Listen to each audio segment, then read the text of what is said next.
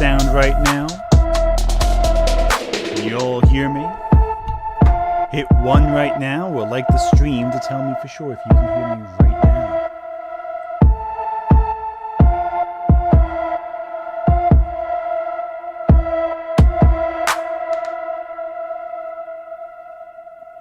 I hope everyone hitting 1 right now can hit the like button. That'd be really cool, actually.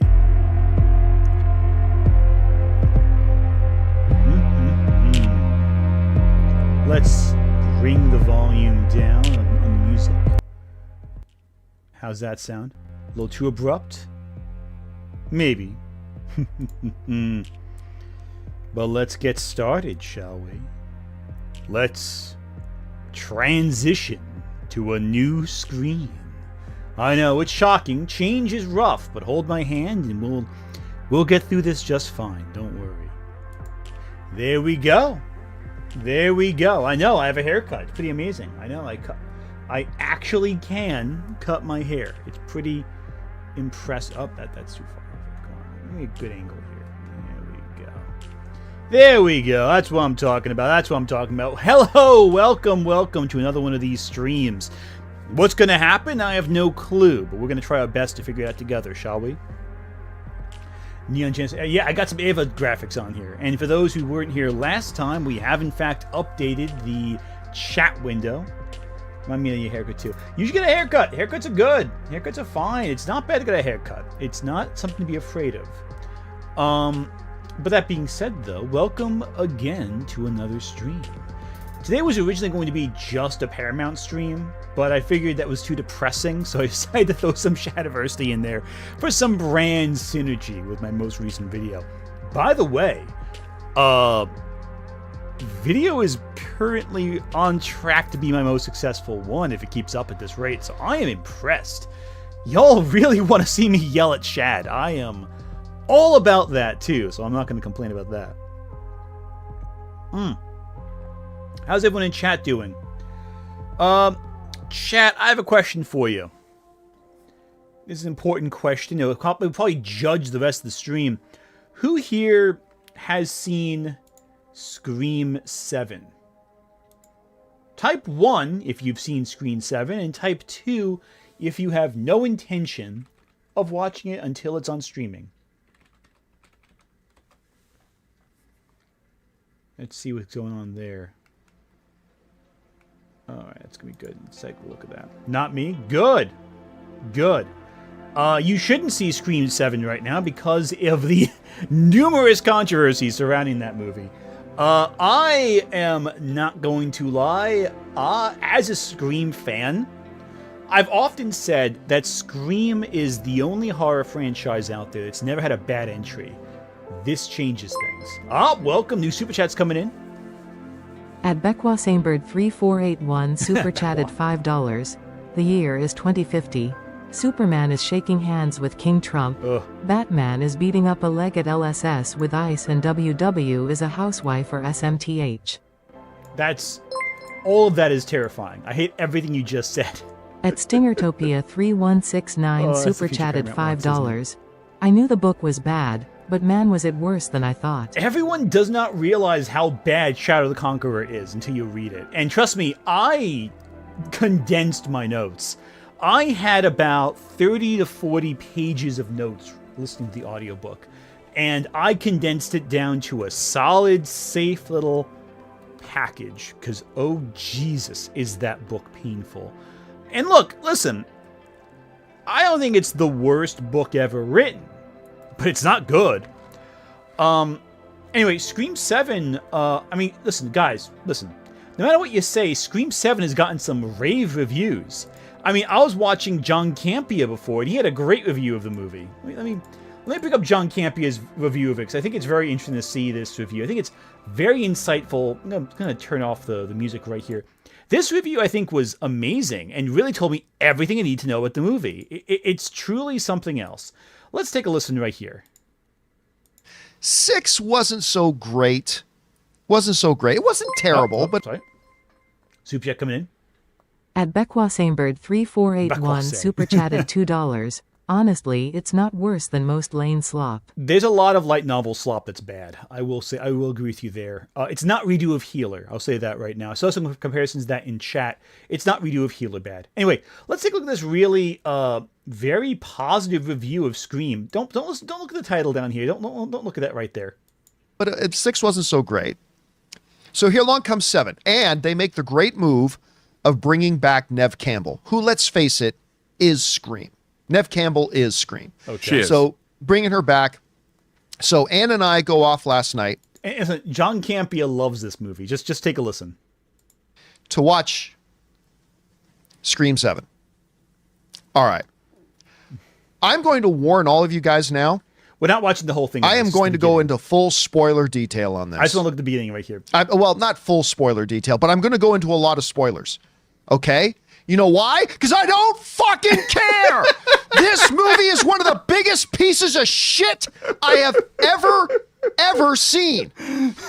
As a matter of fact, I was telling Rob before the show started, for the first time in 22 years,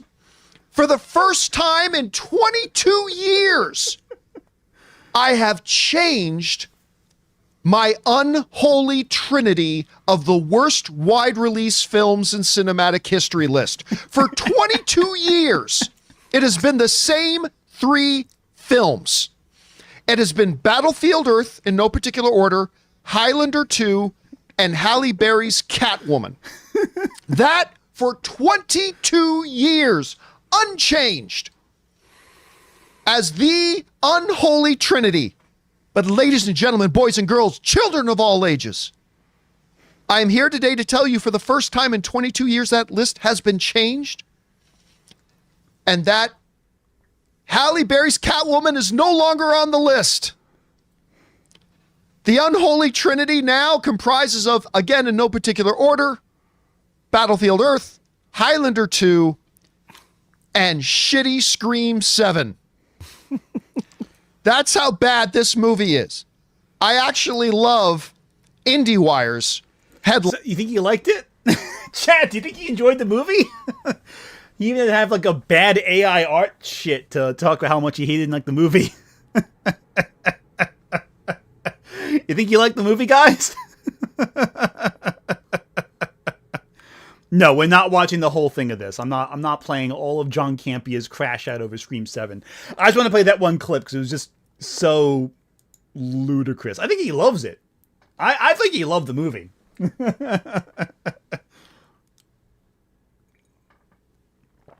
Is John Campia a grifter? No, he's not a grifter. I've mentioned this before in my older video about what is a grifter. He's not a grifter. Tall King Movie Bubbles B6N Super Chatted $9.99. All that I have to say about this is that thank God for indie films and shows. Yeah. The only I can agree with Sion. Speaking of which, what indie pilot do you like? I'm really liking the Magical one. I think it's really good. Also, at Bekwa Samebird 3481 Super Chatted $2. Highlander 2? Highlander 2. The Quickening. It's not even the worst Highlander movie, by the way. I think The Source is a worse Highlander film. But Highlander 2 is legendarily bad. Maybe the worst sequel ever made, I'd say. And don't get me wrong, the original Highlander, I love the original Highlander. It's not a great film, but I do love it. Highlander 2 is awful, but like in a way that's fascinatingly bad. No, you're not late. You're just on time, actually. No, Highlander 2 is one of the worst films of all time. That one's unwatchably bad.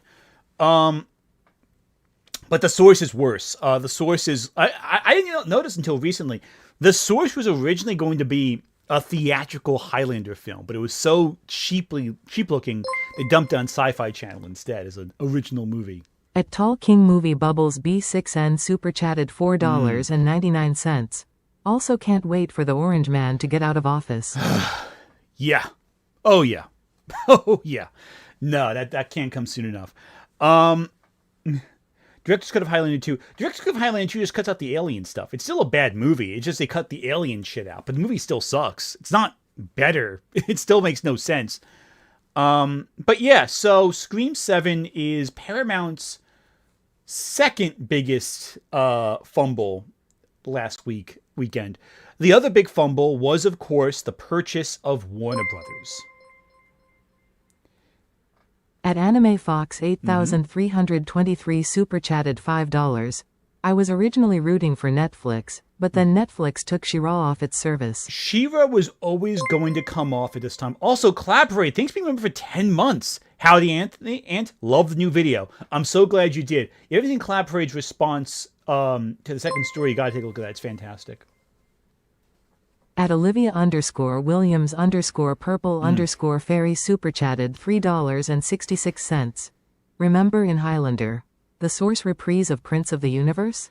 How do you make Princes of the Universe without Freddie Mercury as the... How do you do that? How do you do a cover of Princes of the Universe like that? That was horrible.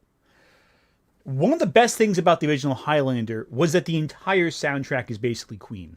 It's all Queen songs.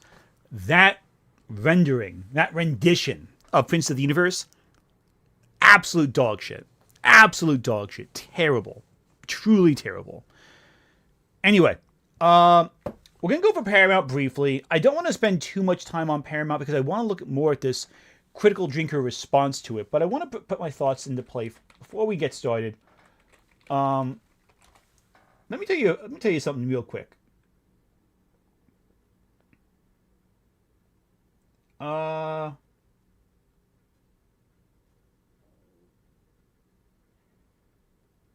on. Let me take a look right here. It was new. Okay, so right here, bring the article up. Okay, come on. Really? That's cool. Excellent. I'm so glad it took so long to drop there. Okay, so Paramount. For those who don't know, there's a massive bidding war over Warner Brothers Discovery, who was going to, divide the company into two anyway, and they tried to sell it off. Netflix was in the bidding, but Paramount topped it all out.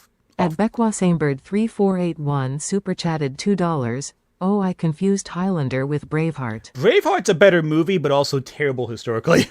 Highlander doesn't try to be historically accurate. So... So Paramount is paying $110 billion for Warner Brothers Discovery, which tops out Netflix's $72 billion. This is a gargantuan amount of money for Warner Brothers. One that I don't think they can even surmount in terms of profitability. Thank you so much for being a member for 5 months. Thank you for the hours of entertainment. Thank you so much, Swizzles. I appreciate that.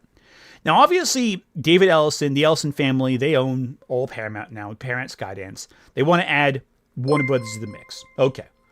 At an Enemy Spy 456 super chatted $5, Paramount made the terrible Halo show. Worst adaptation of my favorite thing since The Last Airbender. And just so you know, The Last Airbender was also Paramount. Because they own Nickelodeon. So there you go. Anyway. Yeah, no. So Paramount is now buying Warner Brothers. A lot of things can go wrong. There's a lot of regulations that can get in the way.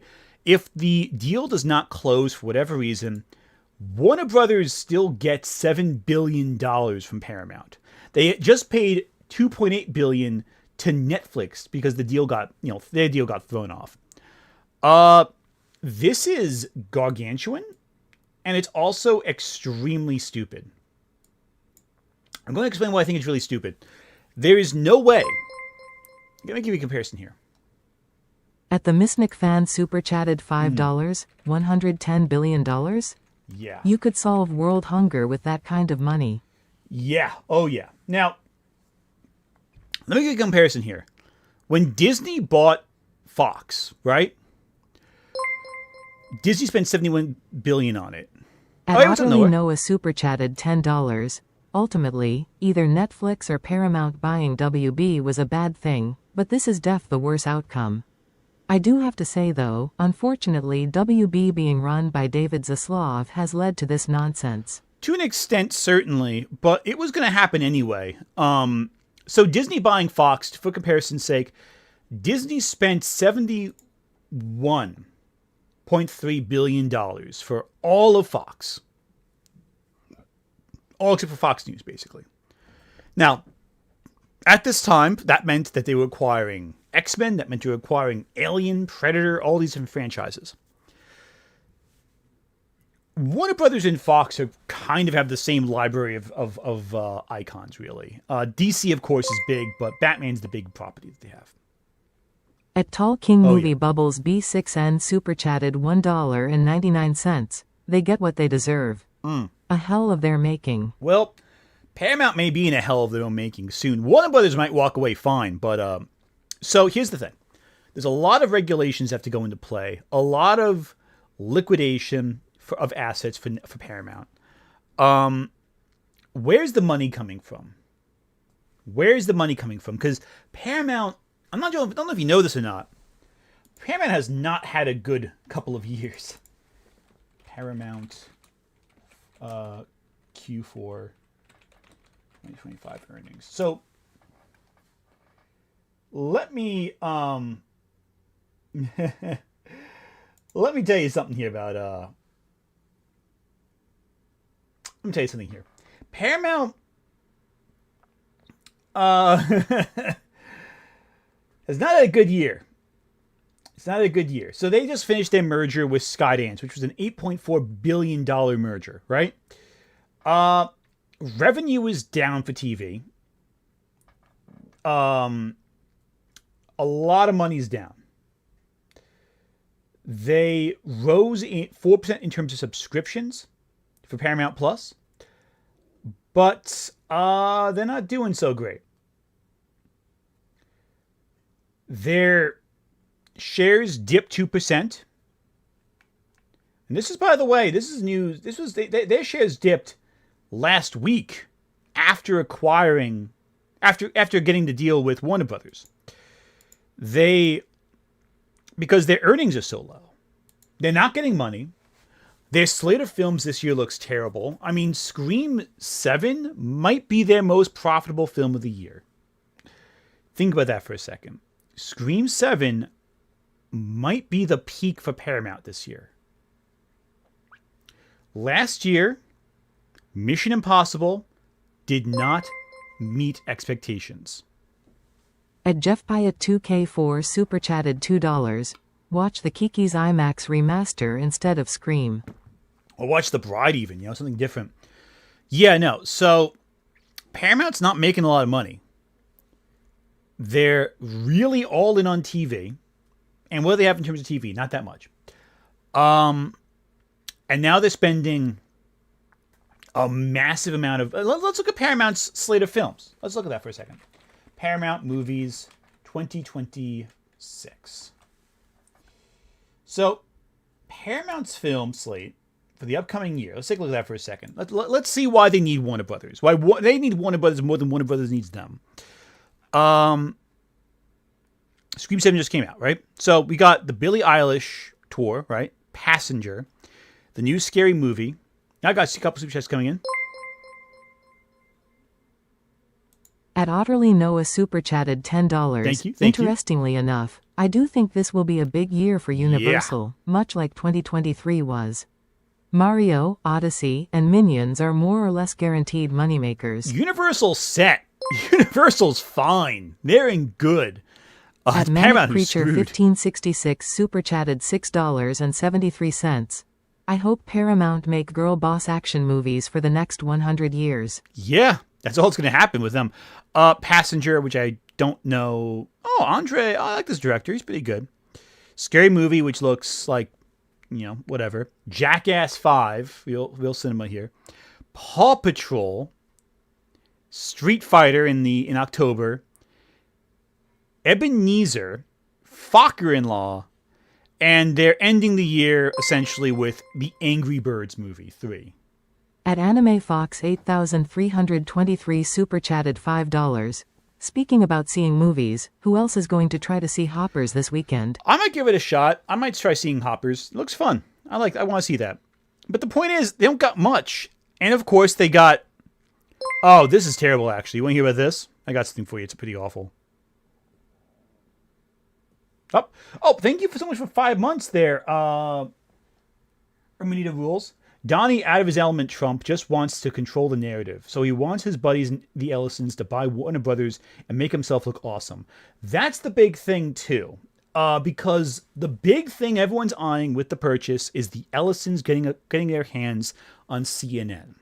CNN is, of course, the biggest... I don't want to say...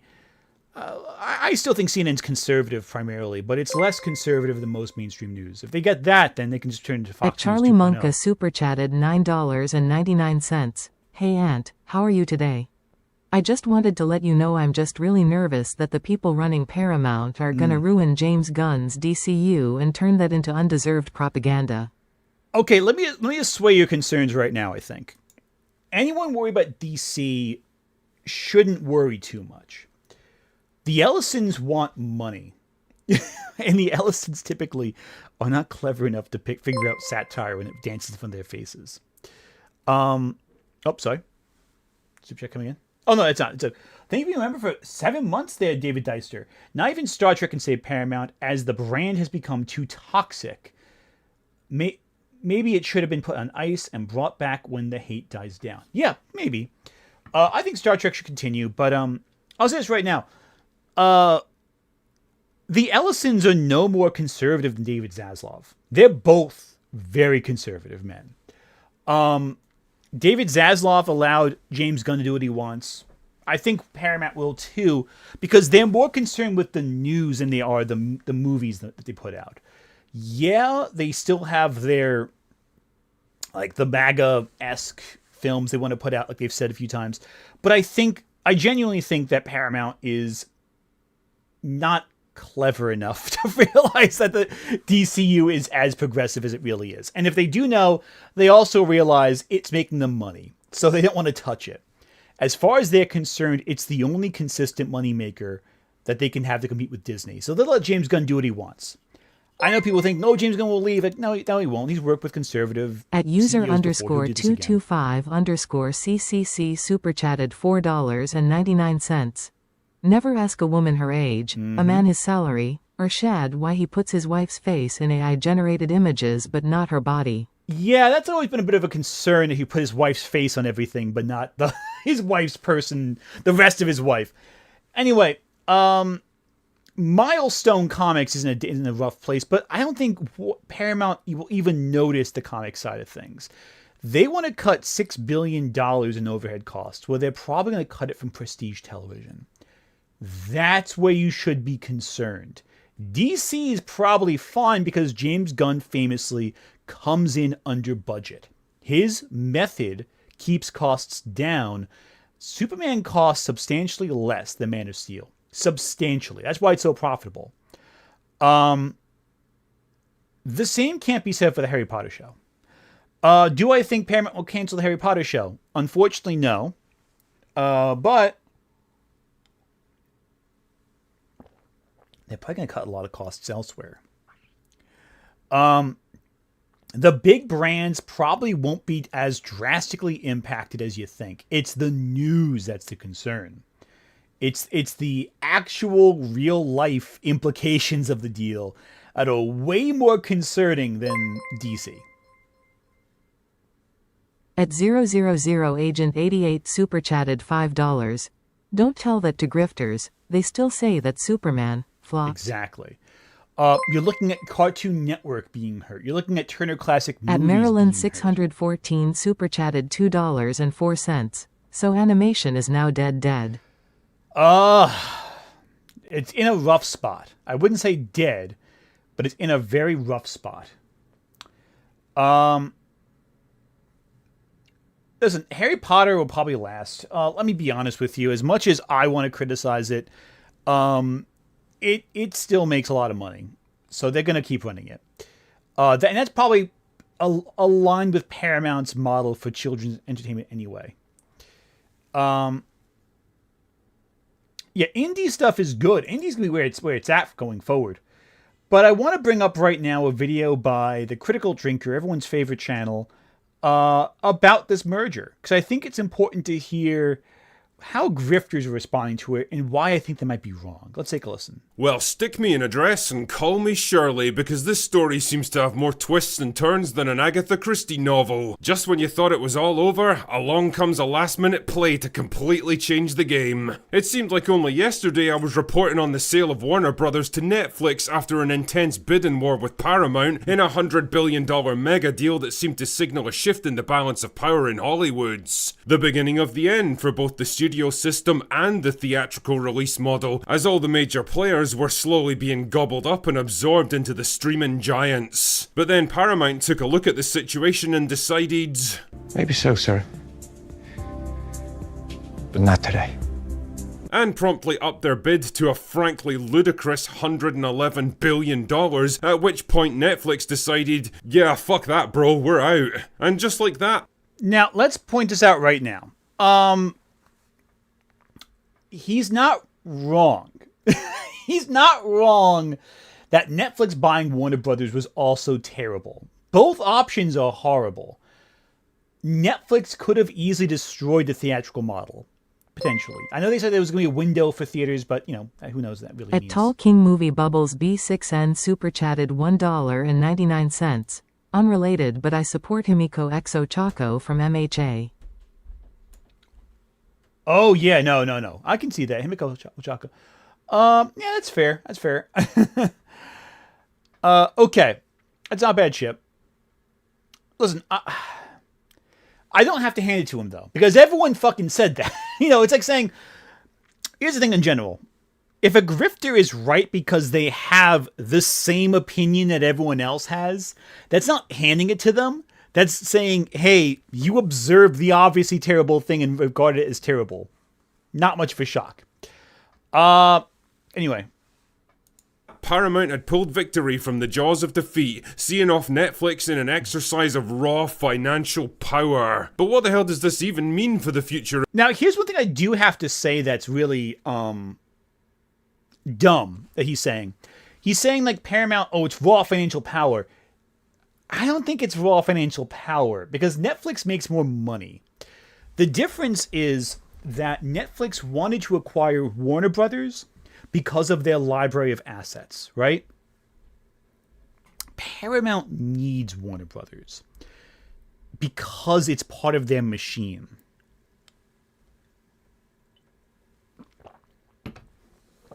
Like, You saw the slate of films they have. Are they going to compete with Disney with Scream 7 or Paw Patrol? No, no way. Street Fighter might make a good deal of money, might flop. I don't know. But is it going to compete with Batman or Spider-Man or the Avengers? No fucking way. No fucking way. So that's the reality of it. The reason why they wanted Netflix and Warner Brothers so badly is because if they don't get Warner Brothers, they're fucked.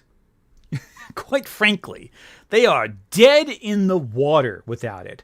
Like, yeah, no, Top Gun 3, yeah, sure, maybe when it gets finished, when they start filming it, when they have a script ready. But Paramount has nothing to compete with the other film studios.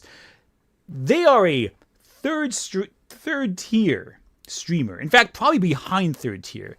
You got Netflix, Amazon, Disney Plus, HBO Max. They're with Peacock.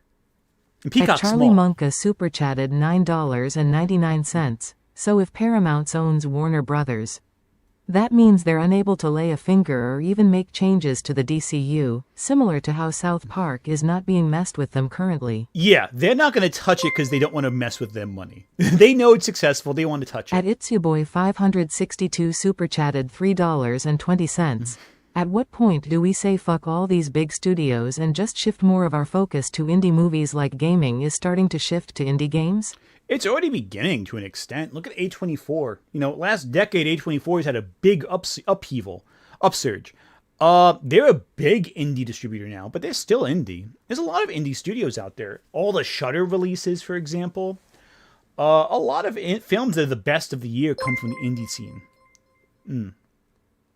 At Otto Johnny super chatted $10. I hope Street Fighter is good. It's one of my anticipated movies of 2026. I hope it's good too. Fearful. It looks fun. I think Street Fighter is going to be fun. I don't know if it's going to be a huge hit, but I like it. It looks fun. I enjoy it. I want to see it. I'm excited. It looks good. At Maryland Like the trailer. 614 super chatted $5.12. So, what does this mean for publishing? Will IDW keep doing Star Trek and TMNT, or will they fold it into DC? I wonder if they'll want to consolidate. They might consolidate. I can see that. I can see that going a few different ways, but I can also see them licensing it out. At user_225_CCC super chatted $1.99. Can't wait for your A24 Backrooms review. The A24 Backrooms movie looks freaking fantastic. I cannot wait for that. That looks so fun. I'm so excited to see that movie. Looks absolutely fantastic. But no, let's listen to Critical Drinker a little bit more because he's talking about power, but he's not realizing something very important. Where the fuck is the money coming from for this deal? How is Paramount affording this?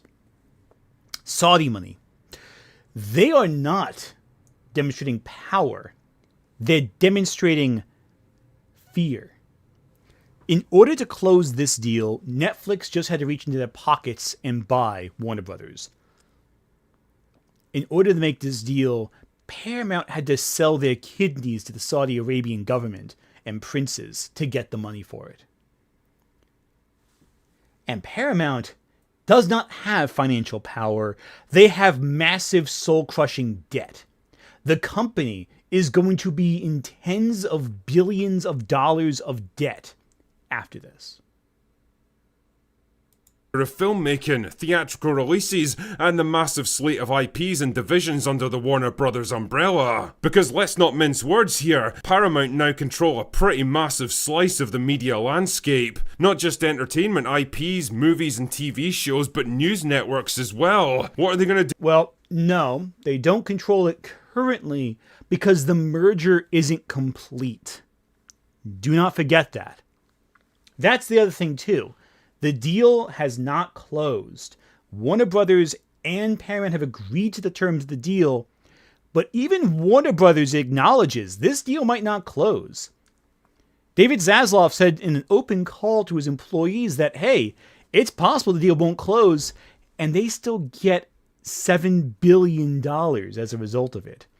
$7 billion for a deal that doesn't close. If I were Warner Brothers, maybe I agree to the deal knowing the terms of this good for me.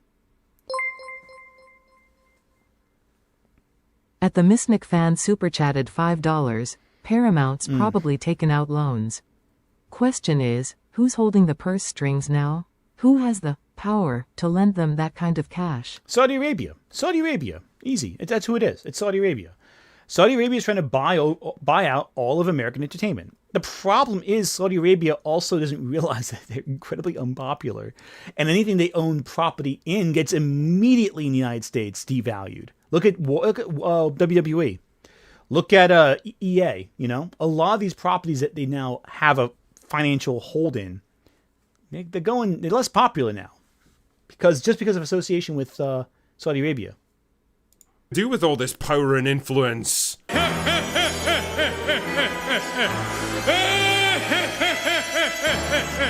Well, to answer that question, you should probably consider the man at the top of this particular pyramid, David Ellison, the billionaire owner of Paramount Skydance and the son of Larry Ellison, the world's...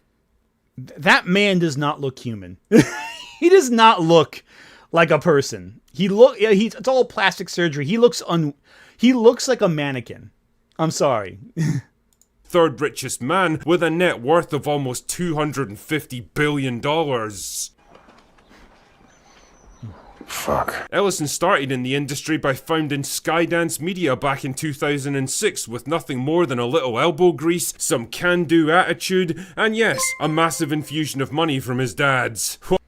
At Insanity Productions super chatted $10. Hey, Lulu. Ant. I know I've been lurking for a while, but this is my first stream. On a side note and my own ADHD curiosity, did you get a chance to check that thing I let you know about on Blue Sky? Unfortunately not yet. Unfortunately, I've been a little preoccupied lately, but I'll take a look at it. Don't Rogue worry. Rebel I got you 66 covered. super But thank you chatted so much for watching. $4.99. A24 also has a good series streak emo, in my opinion, with the Helliverse. I may disagree with you on the Helliverse, but they have a lot of influence in terms of series, especially with the new Camp Crystal Lake show they have coming out. The continuation of Friday the 13th. That's going to be a big deal, too. I love how, Drinker is romanticizing the accomplishments of a billionaire who just happened to run a company that never actually succeeded at anything. What can I say, man? Having the world's third richest man as your father probably has a few perks. Anyway, fast forward a couple of decades and David was keen to expand his business empire, and one quick and efficient way to do that was to buy out the struggling Paramount Pictures, which was the studio equivalent of a fixer-upper. It had lots of valuable IPs and networks under its control, but years of bad decisions and corporate restructures meant that it no longer had the resources and confidence to exploit them. That's great and all, but you might think that the FCC would have a thing or two to say about such a huge Here we go. Good super chat coming in. At Beckwa Samebird 3481 super chatted $2. Jason is finally free from legal hell? In a way, yeah. So, for those who don't know, the Friday the 13th rights are very complicated. There was a division between the director and the writer, and now it's kind of a mixed bag. At Revenevin 300 super chatted $4.99. It isn't a mystery. Paramount only did this because the Ellisons wanted to control CNN. Yep. It's as simple as that. Yep, that's it. The money's nice for the return, but they just want that. Also, I love how Drinker is romanticizing the Ellisons when, they haven't succeeded yet. You know? The companies are failing. They're not, powerful. They're in massive amounts of debt that's only surviving because it's suctioning up wealth from the billionaires who control it. Yeah, they have the money to just do that, but they have multiple businesses they're in charge of. It's not just one industry. And as a result, their entire fortune is not necessarily in liquid cash, it's in investments. The majority of their money is not something they can just toss around, it's in investments that they can take loans out against. And the Ellisons have a lot of financial backing in AI. What happens when the AI bubble bursts? And it will burst. Their finances take a hit. Not all of it, but a good chunk of it. And how can they maintain investments then? At super chatted $5, what do you think will happen to WBD if Paramount buys it, then Saudi Arabia gets their shit kicked in by Iran? If Iran and Saudi Arabia fight and Saudi Arabia loses, nothing will happen to the companies in America. because they will still have a controlling interest in that. They will still have an interest in the company. So the people who are at the top probably won't lose anything.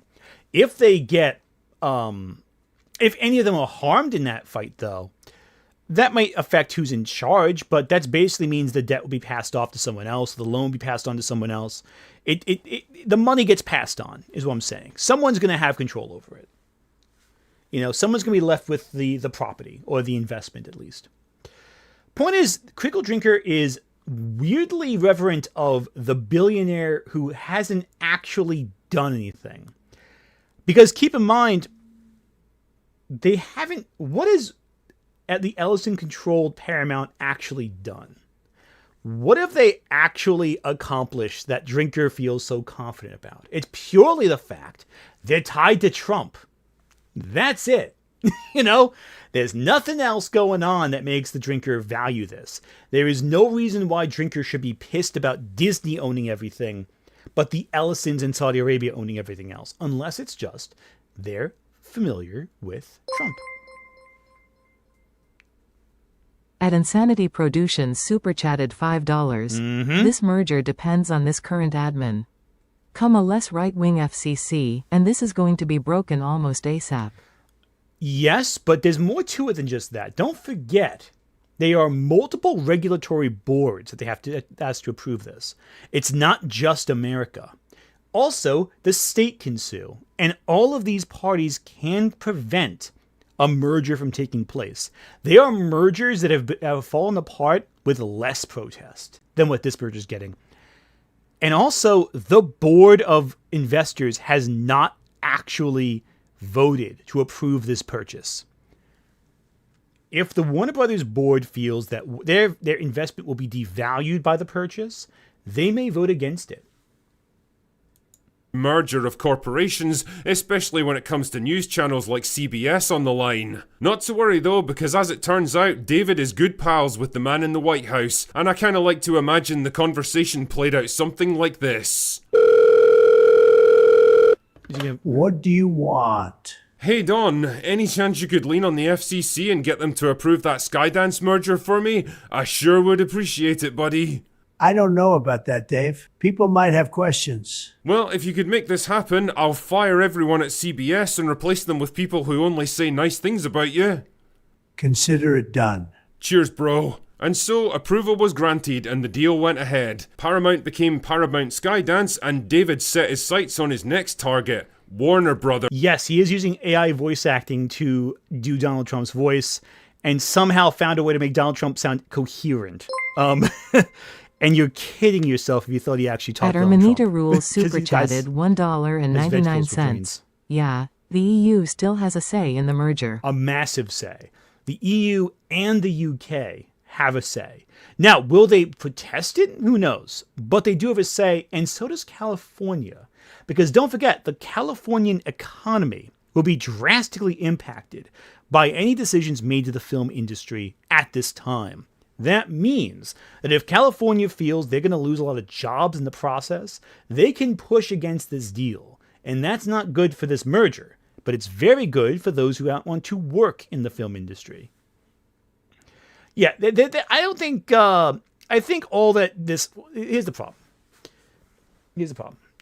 Okay, actually, no, let me read Super Chat first. At Rogue Rebel 66 super chatted $4.99. I understand you're not a fan. I just speak up for the Helliver's cause of indie animation spike. Exactly. And again, don't get me wrong.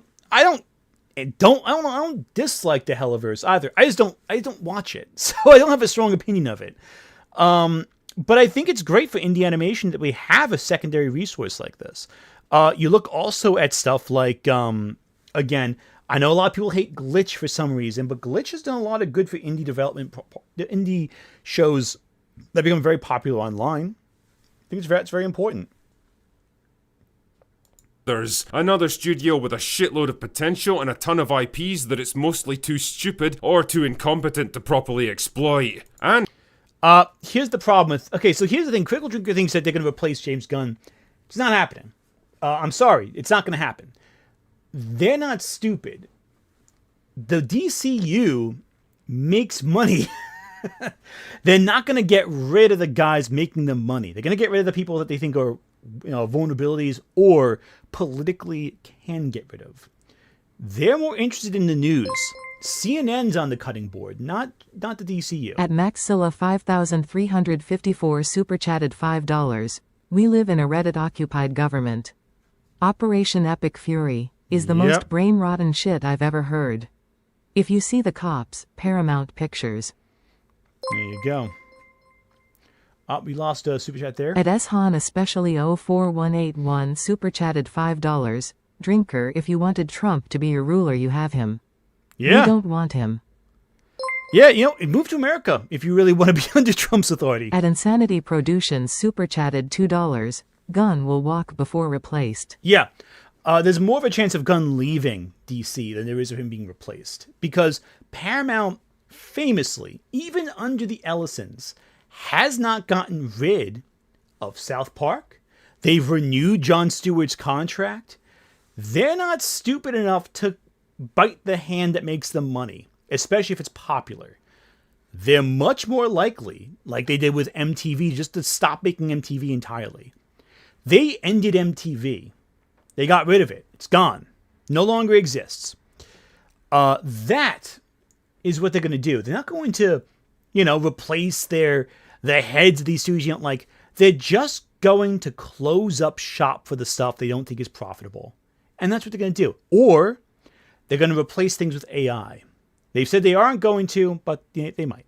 And funnily enough, another news network in need of, reconfiguring. Ahoy there? Don, it's me again. Listen, you know how you pulled some strings at the FCC for that Paramount merger? Well, I could use your help again. I'm buying Warner Brothers this time. I don't know if I can do this a second time, Dave. They have CNN. Jesus. At Revenovan 300 super chatted $1.99. If Gunn leaves the DCU, I'm gonna crash out. I would be very shocked if Gunn leaves the DCU anytime soon. Because here's the thing. People keep saying, oh, well, Gunn doesn't want to work with a conservative. Well, who do you think David Zaslav is? He's a conservative. Like he works with Chris Pratt all the time. Like, do you really think James Gunn's going to leave a position where he has complete control over the DC universe just because of who's in charge of the company? Like, there's no way. He's already done that with Zaslav, who, again, is friends with Trump also. Don't forget that. Again, here's the problem. Also, Drinker's AI Trump is more articulate than the real Donald Trump. I'm just putting it out there right now. So, I digress. We've got a deal. The upshot of all this is that I wouldn't expect too many regulatory hurdles for this particular deal. And if you happen to be a big fan of CNN... You'll be seeing a lot of changes around here. But what does it mean for the entertainment side of things, which is what we're really interested in here? Well, I would think it's important to talk about the news as well. At the Waverner but, super chatted $5. $5. I bet there are people dreaming of a scenario where James Gunn gets blacklisted and Zack Snyder gets full control of all creative projects beyond DC. Those people are not living in reality. I'm sorry, it's not going to happen. At Insanity Productions super chatted $2. DC Comics will be AI slop for profitability. I don't think they're going to touch DC Comics. It seems like too small of an expense for them to even At notice Sundrop it. Center super chatted $4.99.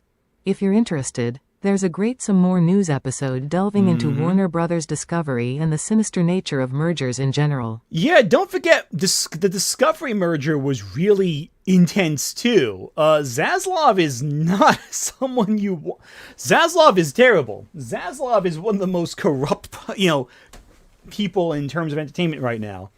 And he's the guy who might be surrendering control to the Ellisons. It's like they're both terrible, but for different reasons. And neither of them have the best interests of audiences or their creatives at heart. But both sides also know that the creatives make them money. I don't think they're going to interfere too much with any of these. They're going to let them do the artists do what they want, I think, for the most part. let's see. But again, the CNN thing is what's concerning. But obviously, a right-wing grifter like the Critical Drinker is totally fine with us having a monopoly on, all news. But again, CNN's a conservative media station anyway. It's more left than Fox. At Ghastly but that's not HAL much. super chatted $5. I support the merger. Because David Zalcev replaced all the good shows, they had to force people to watch Velva and the fastest PDF file alive. I have some bad news if you... As in, Zaslav's bad. But so is Ellison. They're both terrible for different reasons. It's not like one's... They're both awful for different reasons, I think. Well, based on Ellison's previous work as a producer for Skydance, it's not difficult to see where his creative sensibilities lie. He's very much an action guy, with a heavy lean-in towards male-driven properties with tradition. But here's the thing, though, it's weird. You hated Dark Fate. Like, you didn't like Dark Fate. At Maryland 614 super chatted $5.12. It's weird for Crit Drunk to use that clip from Face Off after the bad Trump AI clip. Yep. Y'all know, the child predator scene. Yep, exactly. Also, let's take a look at some of these movies that he's saying are good. So we got here, he was a producer on Terminator Genesis, everyone's favorite Terminator film. Mission Impossible, they're all pretty good. Life, that was pretty meh. Geostorm. You hated Dark Fate, you hated The Old Guard, you hated The Tomorrow War. You didn't like... Okay, Top Gun Maverick's really good. Luck was terrible. Greatest Beer Run, I never saw that. Air, again, that was alright. Ghosted was horrendous.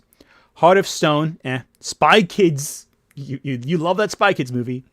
The Gorge, Old Guard 2, okay.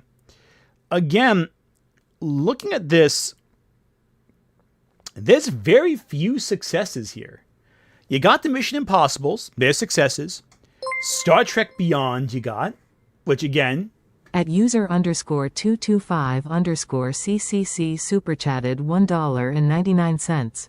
Watching this while on vacation in China, love y'all. Hope you a good vacation.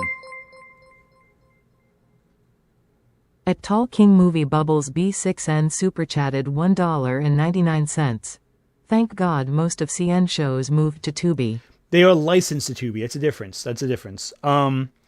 But yeah, looking at these movies, none of them inspire me with all that much faith. The Gorge was good. I like The Gorge.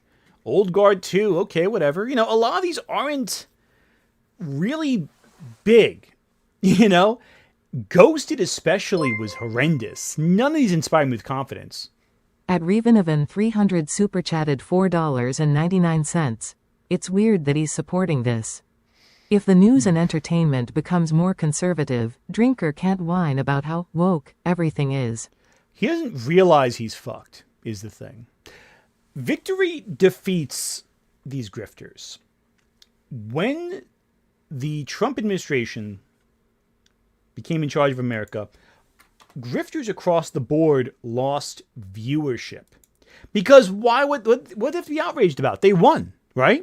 So why watch someone who's saying, oh, they're taking all the good stuff away from you? Because they won. So they got less interested in the grift in general. They had nothing to get behind. And as they kept winning, they had less and less to get mad about. And thus they had less and less people watching these Charlie shows. Monka super chatted $4.99. There is no way James Gunn and Peter Safran are leaving and ending the DCU when it was barely getting started. What you talking about, Ant? Exactly, they're not leaving. Well, I'm saying it's more likely they'd leave than be fired. But I don't think they're leaving either. They're in there for the. I think they're in there for the long haul. I think they're going to keep doing it. But still, these are not great. You got Top Gun Maverick. That's the fluke. That's the fluke that proves the rule. Most of these movies are generic and bland, especially Ghosted, which I'm sure. Drinker is not. At Insanity Productions super chatted $2. This merger is like a backwards Marvel bankruptcy. The thing is, I don't see it being profitable for Paramount. They are in massive amounts of debt as a company. And the Ellisons are not going to take that debt on themselves. Traditional heroes, and how can I put this? I don't think he's exactly a big fan of the message. Well, here's the problem there, buddy. Can I put this? Traditional hero. You kept arguing Terminator Dark Fate was the message film, right? The Old Guard has multiple gay characters in it. Ghosted is a rom-com. Mission Impossible, Terminator Genesis. Replace the Terminators with Asian Terminators, right? Tomorrow War, same thing. Spy Kids with multinational characters. The Gorge, same thing. Star Trek Beyond had one of the first gay characters in Star Trek canonically. Luck, women. The problem is there, Drinker, is that the films you just showed on screen, maybe your audience doesn't know what they are. Gemini Man, that was the Will Smith clone movie, right? At Zombie Penguin 7134 super chatted $2. Say the line, Drinker. Mm-hmm. Say the line. At user_225_CCC super chatted $1.99. This helps us win the culture war even harder, emo. Yeah, it really does, ultimately. At Bekwa Sambird 3481 super chatted $2. Corpos will say anything for the $. Yeah, and Ellison already said he's fine with keeping James Gunn on and let him do his own thing. Because it makes money. That's what they care about, money. At Maxilla 5354 super chatted $2. I support the message, BC I'm woke and broke. There you go, exactly. But that's the thing right there. He's not looking at these films saying, oh, they're all action films, and ignoring Air, a sports movie, Ghosted, a rom-com, The Old Guard, Highlander with women. And how can I put this? I don't think he's exactly a big fan of the message. Sure loves money. In fact, considering Paramount Plus is rapidly turning into the Taylor Sheridan network, I think it's fair to say this guy sees Middle America for what it is, a potentially huge market that's been badly neglected in recent years, mostly by people who absolutely hate them. Imagine for a moment if there was a network that catered to their... Yeah, but he has nothing to do with Yellowstone. Yellowstone was already in progress before he bought Paramount. That's the thing. This was already in motion long before the deal ever started. Drinker's been complaining about this whole diversity thing this whole time. It's been right there the whole time. They've never forgotten it. They've always kept making those stories. At Insanity Productions super chatted $5. It's been there the whole time. There needs to be a regulation that automatically gives the rights of an IP back to the creator if a company merges. That would be a complete freaking mess. Financially, it'd be a mess. I wish they did, because creators should have more rights than these companies, but it would never happen, sadly. Interests. Now, as you can probably surmise, the prospect of a multi-billionaire with conservative leanings merging two of the biggest studios in Hollywood together under his personal control went down about as well as expected with the usual crowds. This woman deserves freaking royalties for how many times they use her face in these things. I swear. This woman, like every single thing, they put her face on it. Give her some money at this point. Because she's responsible for half your content right there. At 000 Agent 88 super chatted $2. He forgot that Sheridan left Paramount, huh? Yep. He forgot that key detail a while ago. At Maryland 614 super chatted $20 and Thank you so much 51 for the super chat, cents. by the way. I would reckon that Critical Tinkler is not sharp enough to realize that, oh, does it make money? Whatever. Put your message in. Just make money. Does he realize that most of these PPL don't believe in anything except $? They have no idea. That's the thing with buying CNN. The reason they want to buy CNN is because making it an arm of propaganda makes them money. Look at everything Tucker Carlson does. You know what he always does at the beginning of every single video he puts out on his independent channel? He shills for gold. He does these crazy conspiracy theories to get people to watch, and he shills for gold, saying, money won't be a thing in the future, but gold lasts. Do you know why he says that? Because he has money in gold. That's it. That's why he does it. He's invested in gold. He's trying to get people, he's trying to get these friggin' dumbasses online to buy gold, because gold is always valuable to him. What he doesn't seem to realize is that these people are, he does realize he's part of the grift too. Well, he is part of the grift. What am I talking about? He's trying to sell his idea that Hollywood is woke, but every single CEO currently working in Hollywood is a massive conservative. All of them. No exceptions. Bob Iger, definitely not. He's definitely a conservative. Because they like money. And they align with the political party that gives them the most money. They believe in nothing but profit margins. Always. At Eshan especially 04181 super chatted $5.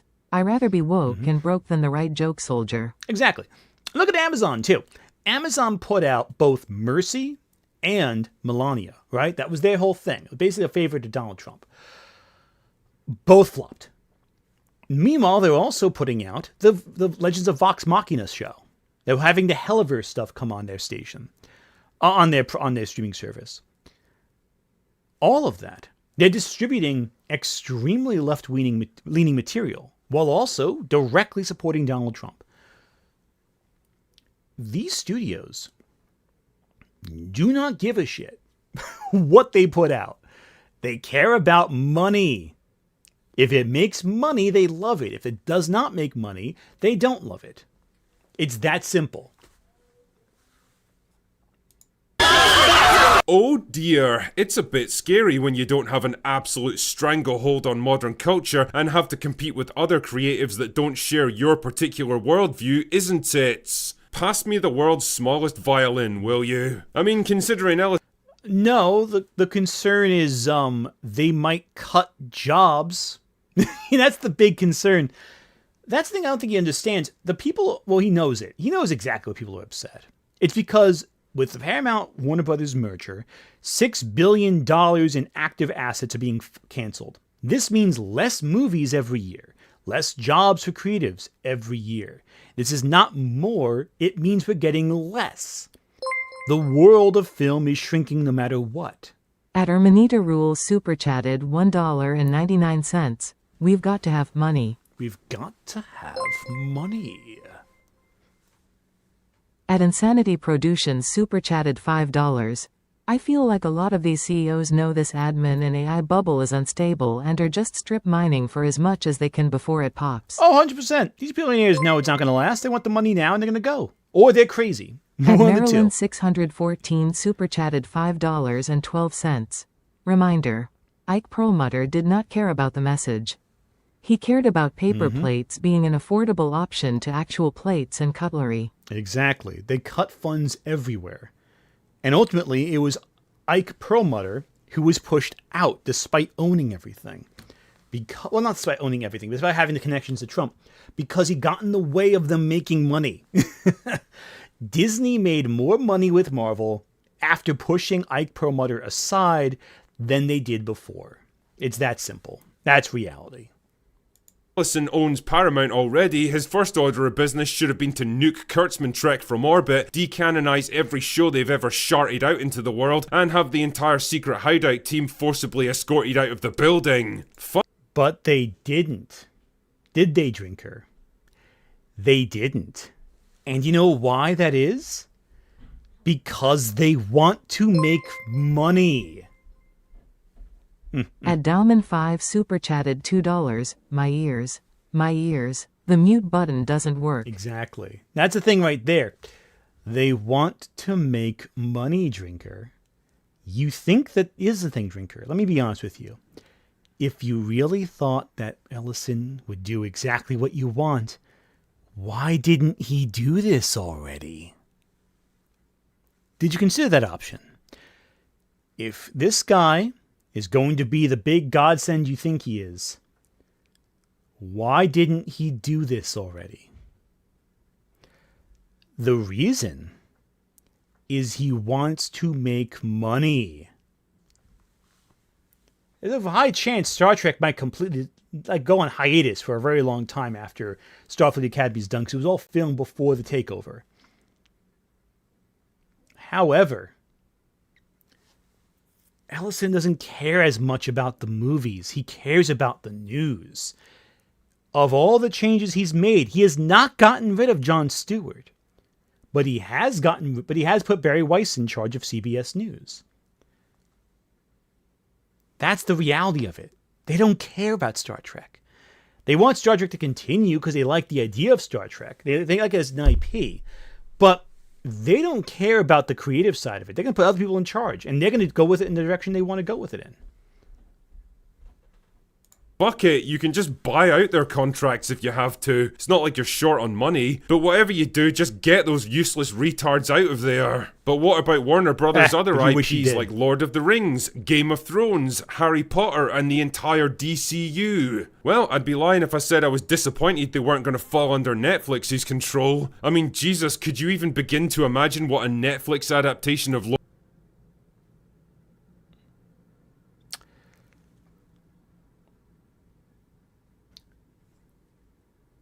You know,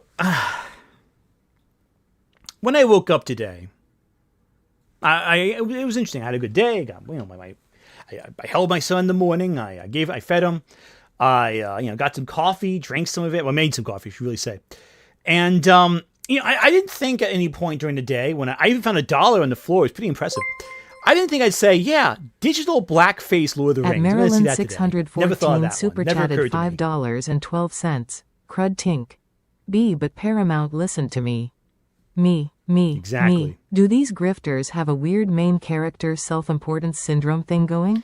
Yeah, they don't seem to realize how life actually functions. The billionaires don't care about any of us. They don't give a shit about what any of us want. They just want to make money. But yeah, no, this is terrible, actually. I hate everything about this. This is very disconcerting. And I'm not even gonna question it. I'm not gonna process this or ask the questions that need to be asked about what the fuck you were thinking when you thought, yeah, I really want to make Lord of the Rings blackface and put it in my video. He's just trying to be provocative. He's just trying to shock everyone. And it worked. It worked. I am definitely confused by you, but At Insanity Productions super chatted $2. Critical blackface. Yeah, apparently so. This was not what I expected to see today. I'll put it that way. At Olivia _Williams _purple _fairy super chatted $3.66. I'd love to get also IAF out of Warner Brother. Maybe they would get in the hands of someone who treat George with respect. That would never happen. That being said, though, Night of the Seven Kingdoms was really good. I thought it was fantastic. That was a great little series. I hope it continues. I would love to see more of that. Fantastic series. Loved it. At Icelung7 super chatted $5. For a grifter, Drinker sure doesn't seem to know a short-sighted profit-making scheme when it's staring him right in the face. Yep. He does not, and I can tell you where I think this deal's going to go. At Hypocrite _DRGN super chatted $5. Stepped out for a bit suddenly blackface lot R. Never expect Critical Drinker to be anything but responsible when it comes to bombarding us with blackface. Here's how the deal really is going to go. Paramount's going to accrue a massive amount of debt. They're not going to make money on that debt.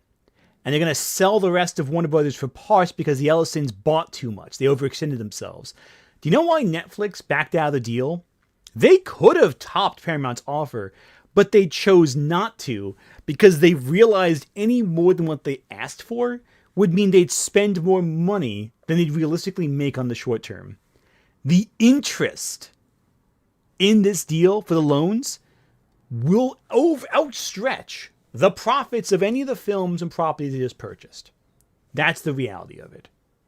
Lord of the Rings would look like. We may just have dodged the biggest bullet in entertainment history. Wouldn't get too comfortable in that Warner Brothers office if I were you, James. That being said, I'm not going to pretend. Oh, hang on a second. Yeah, exactly. At Otto Johnny super chatted $5. That is so racist that I can't even. It is pretty racist, yeah. Extremely racist. Now, regarding that whole thing just now, it looks like it's fine. Paramount wants James Gunn to stay. They've said it multiple times. Bloomberg has reported it, that they want to keep as much as Warner Bros. Discovery intact as possible when the merger takes place. They want to keep the studio teams right here. They're going to consolidate marketing and distribution. Those are the big things they want to combine. I think the only thing that really is going to be massively impacted is CNN, which is massive. Don't get me wrong. All of the boomers who only watch cable news will be drastically impacted by this. But then again, they were probably a lost cause anyway, so, in terms of news media input. But The Grifters are overestimating what Paramount is realistically going to do because they want to make sure they make money. Paramount has proven they don't care all that much.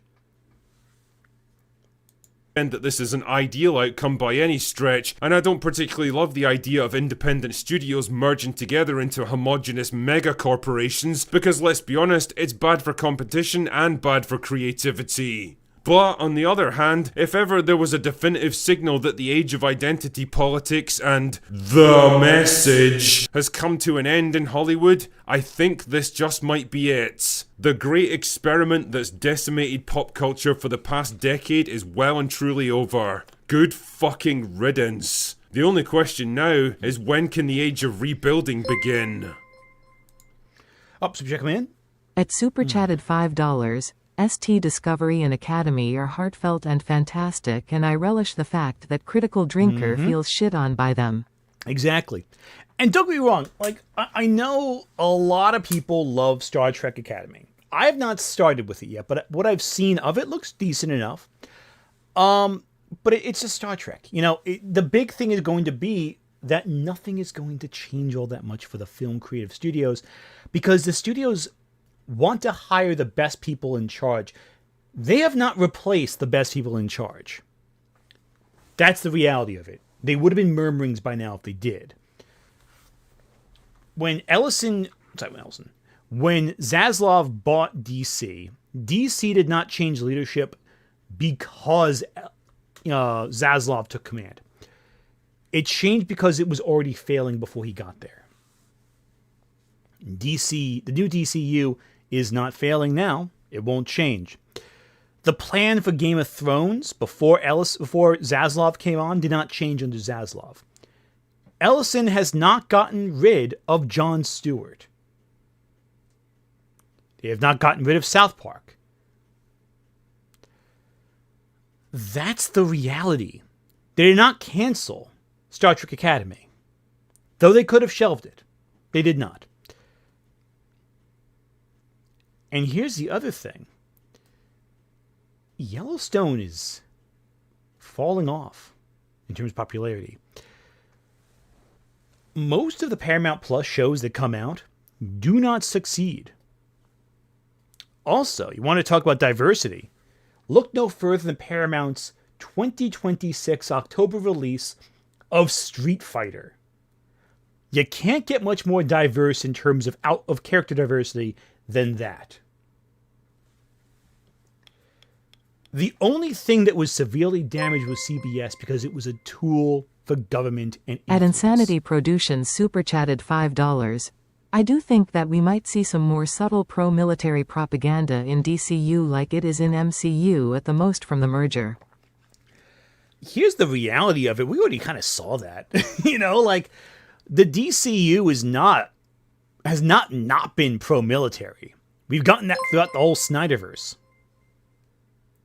At Ghastly HAL Super Chatted $5, these grifters don't care about being right, just views. Just look at how all of them pretend to be TERFs, then enter their prawn art tabs on Discord. Exactly. It's one of those things where, like, when you look at it, it's all the same fucking thing. Over and over and over again. Nothing is really all that significantly different now under the new version of Paramount. That's the reality of it. Nothing is going to be as drastic a change as you think it is outside of the back end. Now, the bigger issue is the blacklist. The blacklist of actors who Warner Brothers will not hire. That includes actors like Emma Stone. That includes Mark Ruffalo. That includes Tatiana Maslany. I think, yeah, She-Hulk. That also includes Melissa Barrera. And that's why Scream 7 has lost so much goodwill from fans. Now, is Scream 7 making money? Yeah. It was a huge success this past weekend. Will a Scream 8 probably be greenlit? Probably. I hope it's better. But the reality simply is Scream 7 is not nearly as big a hit as Superman was. Let's be fair. It's a niche horror film. with a very specific audience. And I love horror films. They make a lot of money because it's a low investment to be put in. But Scream 7 is not comparable to the output of, say, Universal's collection of horror films. Or the New Line Cinema catalog. Scream 6, I think, was much better of a film. So, also, don't forget that Drinker is now... I'm not sure if you heard about this or not, but there's a new G.I. Joe movie coming out with fucking Max Landis behind the script. Disgraced screenwriter and director Max Landis, who, by the way, has never had a successful film after frickin' Chronicle. Was it Chronicle? Was that it? I think it was Chronicle, right? That was the name of the movie?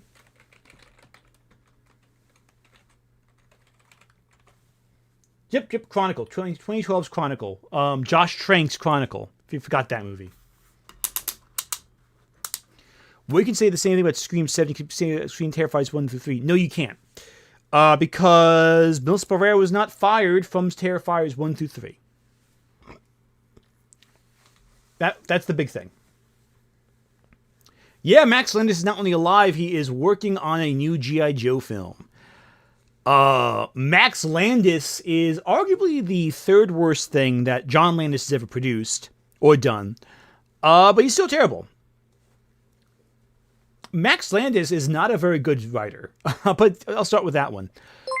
Unless you saw Bright and thought that was a masterpiece. At Ghastly HAL super chatted $2. Speaking of horror.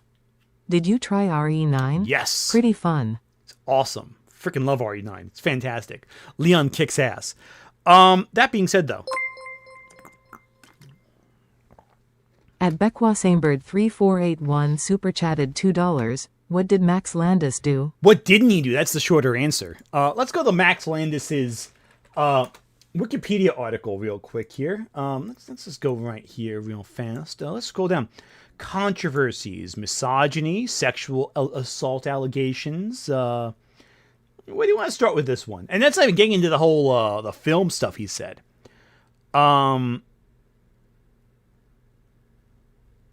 Here's one quote from Max Landis right here. Interview with self-styled sexologist Shelby Sells. Landis made numerous comments about women such as, the most fucked up thing was that I cheated on a girl who I also gave a crippling social anxiety, self-loathing, body dysmorphia, eating disorder to. Sounds like a nice fucking guy, right? Yeah, he's an asshole is what it is. Oh, Zoe Quinn. There you go. Max Landis has not had a credit on film since Shadow in the Cloud, which was interesting. He did some short films.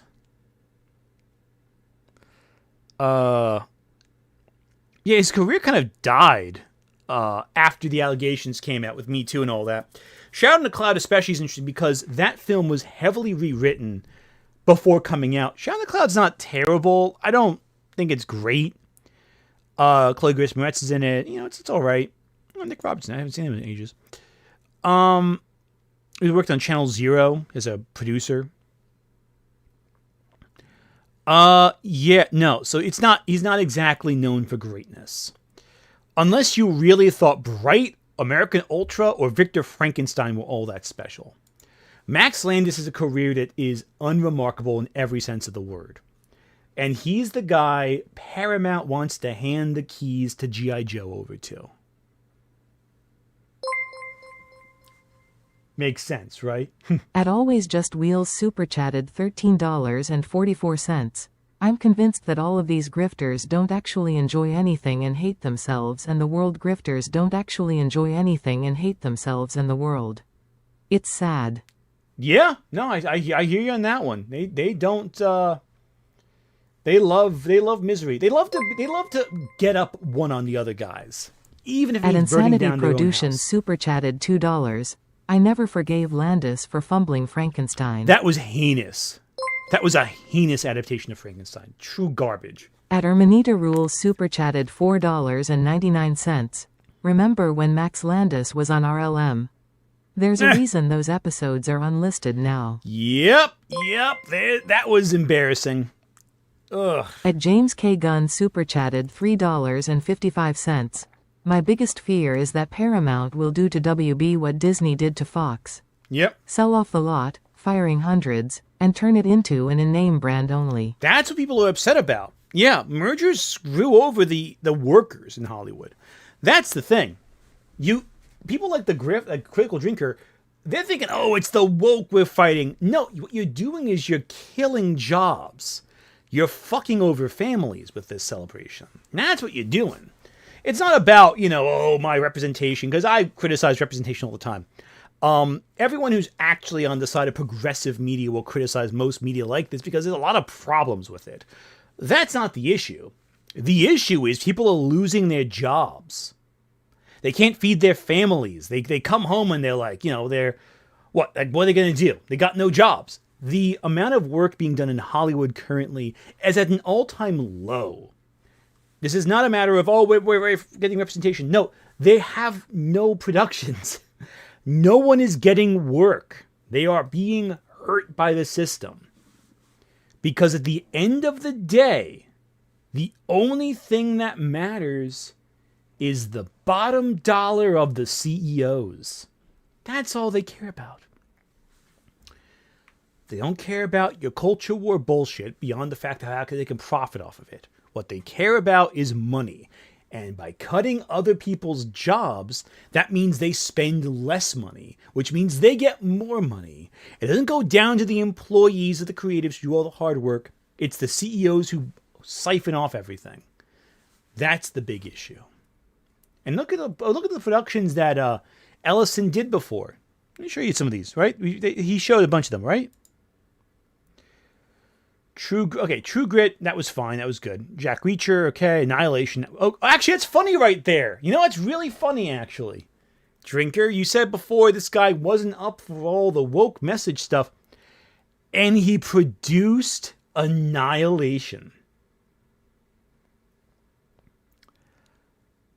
Drinker, did you actually look at this list before you talked about it? You didn't. I don't think you did. Did you ever see Annihilation? We didn't click on it. You clicked on Mission Impossible a bunch of times. You clicked on The Gorge, Life. But you didn't click on Annihilation. Why is that? Why did you skip this one?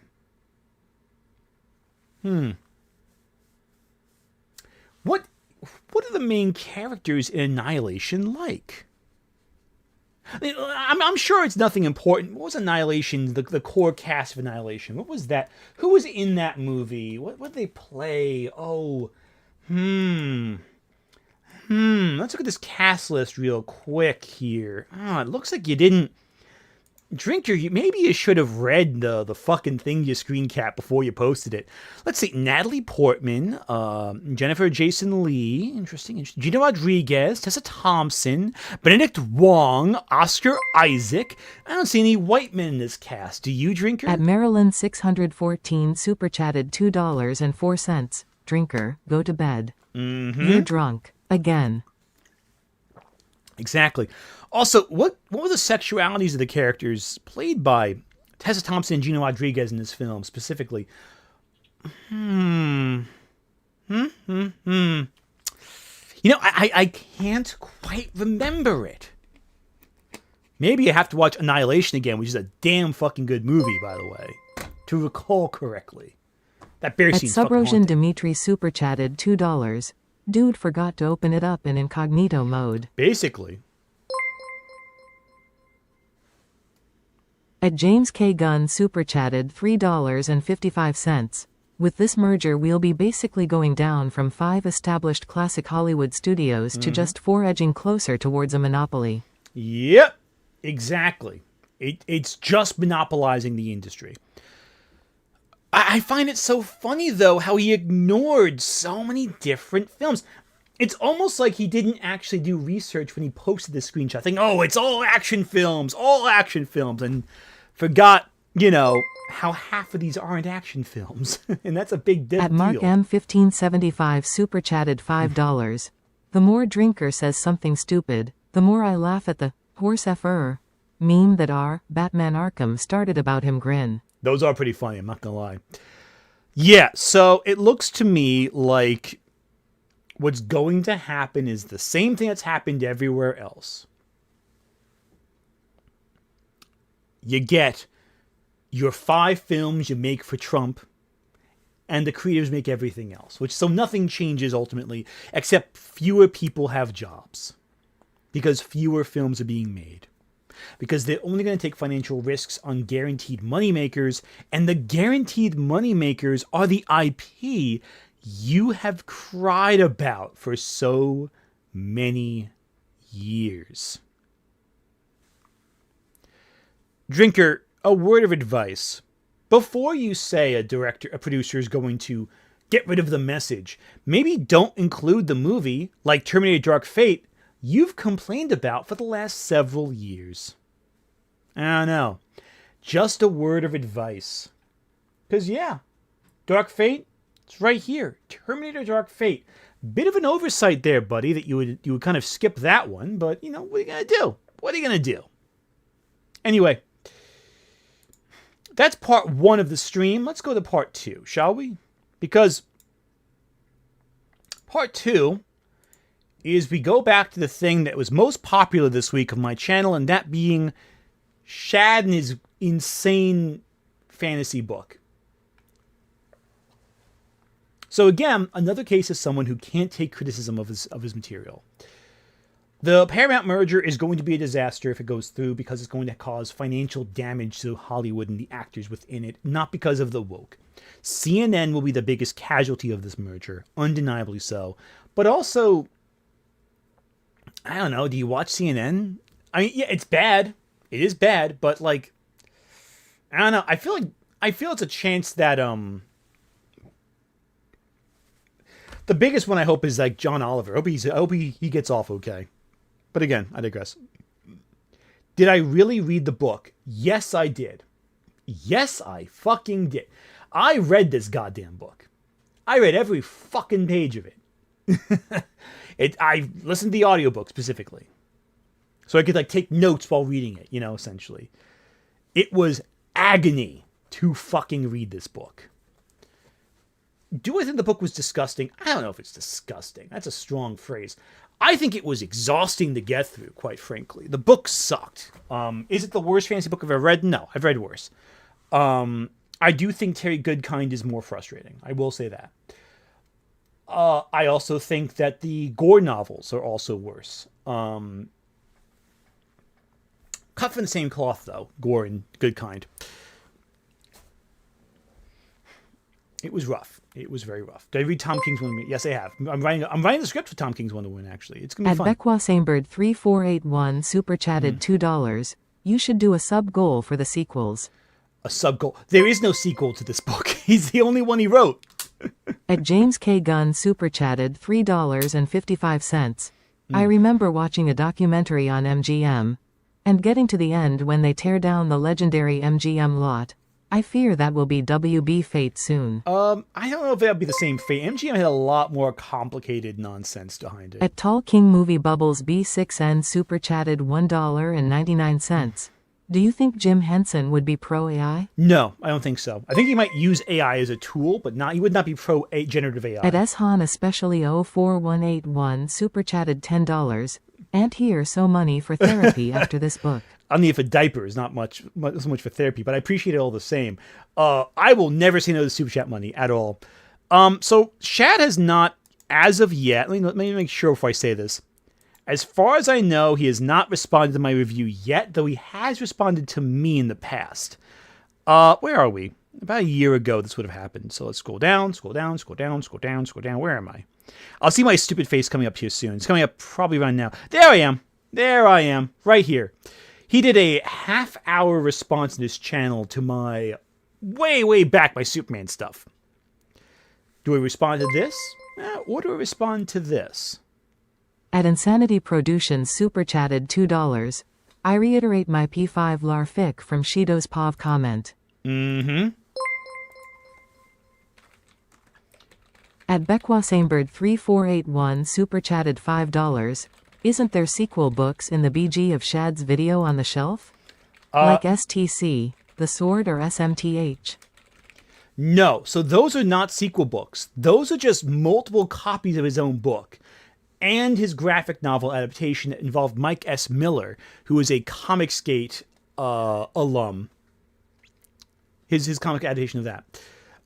Yeah, I think we'll respond to book critics, not me. This video is not interesting. I'll tell you that right now. It's boring and it's a half hour long. It's not as fun as watching him respond to book critics. At Tom Washman super chatted $5. I love Have you this. seen Savi's review of Mother Teresa? Yes. I can't help but see parallels between how that author and Shad takes criticism. Yes. I did see that. So Savvy actually was telling me about the review before it came up. And we were both trading notes on our books. So like Savvy, this book fucking sucks. No, Ant, this book fucking sucks. The whole time back and forth was great. But yeah, no, Savvy's great. Love Savvy. I did see that review. It was quite something. And I watched it while putting my son to sleep. So that was, you can use that as for your imagination. So let's take a look at this. So this is Shad's review. Shad's response to critics of the book. They got to keep in mind, this came out around the same time. That's about 2 years ago, right? So Unresolved Textual Tension, that came out after this. Westside Tyler's review actually came out before that. Westside Tyler, by the way, had a great review of the books. Just take a look at it if you like At what I did. Bekwa Samebird 3481 super chatted $2. They're all the same book? They're all the same book. They are just leather-bound volumes of the same book. That's it. They're all the same. At Anurin no other Hunt book. super chatted $1.20. Will Shad ever write another book? I doubt it. Listen, he's had 7 years to write it. He could have written one by now. I mean, he's talked about it enough. Anyway, let's go down to this. Greetings, I'm Shad. Oh, God. Okay, everyone. All right, I'm going to just end the poll here. I think I got the idea. At Insanity Productions super chatted $2. Whoa, Kick-Ass Miller did art for this Drek? No. Not Mark Millar. Mike Miller. Different. At James K. Gunn different super person. chatted $3.55. As a DVD and Blu-ray collector, I'm concerned about the fate of Warner Archive. Yeah, that's the bigger concern. Yeah, no, not this guy. He did not do this. This is not who he got.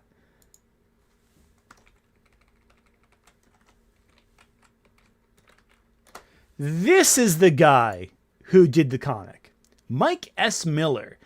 For those who were unaware during the Comicsgate era, Mike S. Miller is a professional comic artist who decided to throw his entire career away to join Comicsgate.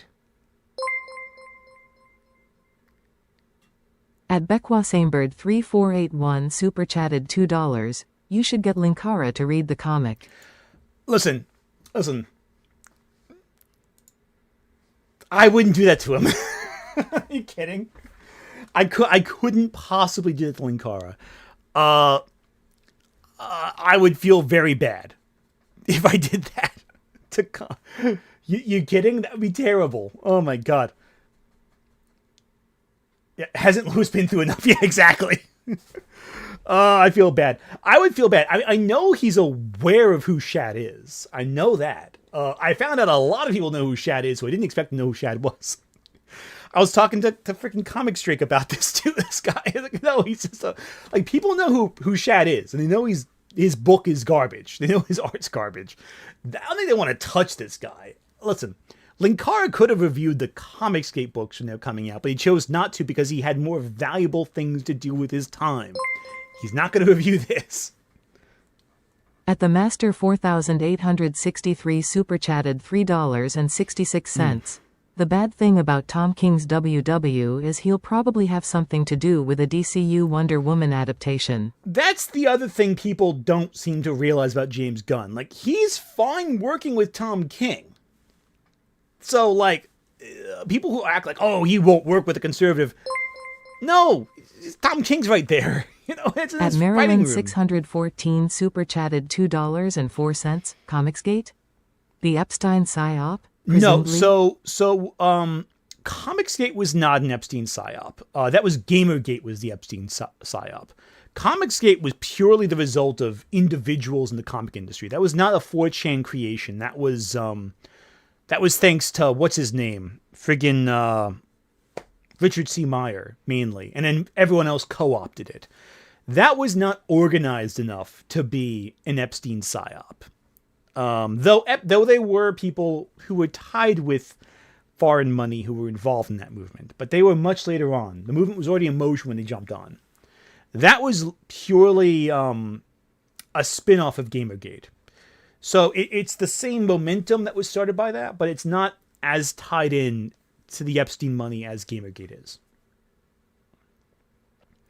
I'd say Tom King worked for the CIA during the Iraq wars. Like he did a lot of clandestine stuff. People don't realize that. Tom King wrote a lot of great comics. He's a really good writer, but not for Wonder Woman, I don't think.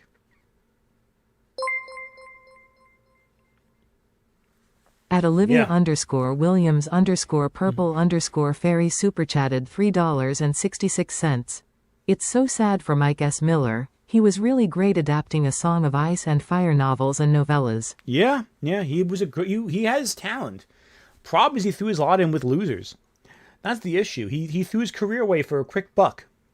And so, there you go. I was working with Shad. And it's been over 4 years since I released my novel, Shadow of the Conqueror, and since that time, the overall reception to it has been honestly overwhelming. Calculating all the sales of the book across every medium, which is, ebook, paperback, and audiobook, I've sold over 40,000 copies, and... Listen, I want to give Shad credit here. 40,000 copies is a lot of copies. That's a good shit. For a book, that's exceptional. It's not like 40,000 views on YouTube. You are selling the book. And since he owns all of it, it's all his money. It all goes back to him. That's the accomplishment. At Mark M 1575 super chatted $5. Tom King's weird for me. He either writes stories that are garbage, heroes in crisis, or peak fiction, Superman, up in the sky. Yeah. Tom King is inconsistent. Heroes in Crisis is heinous. I think it's actually the worst. But again, he's also a lot of good. Now, so having it into the bestseller list with Shadow the Conqueror over, the Two Towers, that's not really what it is. Still. At James K. Gunn super chatted $3.55. The California Attorney General says he's talking with other blue state AGs to block this merger, but I'm not holding out hope. Listen, it's a possibility he might block it. I'm hoping he does, because that would be really good for the film industry, but he might not. If it fails, though, Paramount's fucked. If this deal does not go through, Paramount is dead, because they're not making money.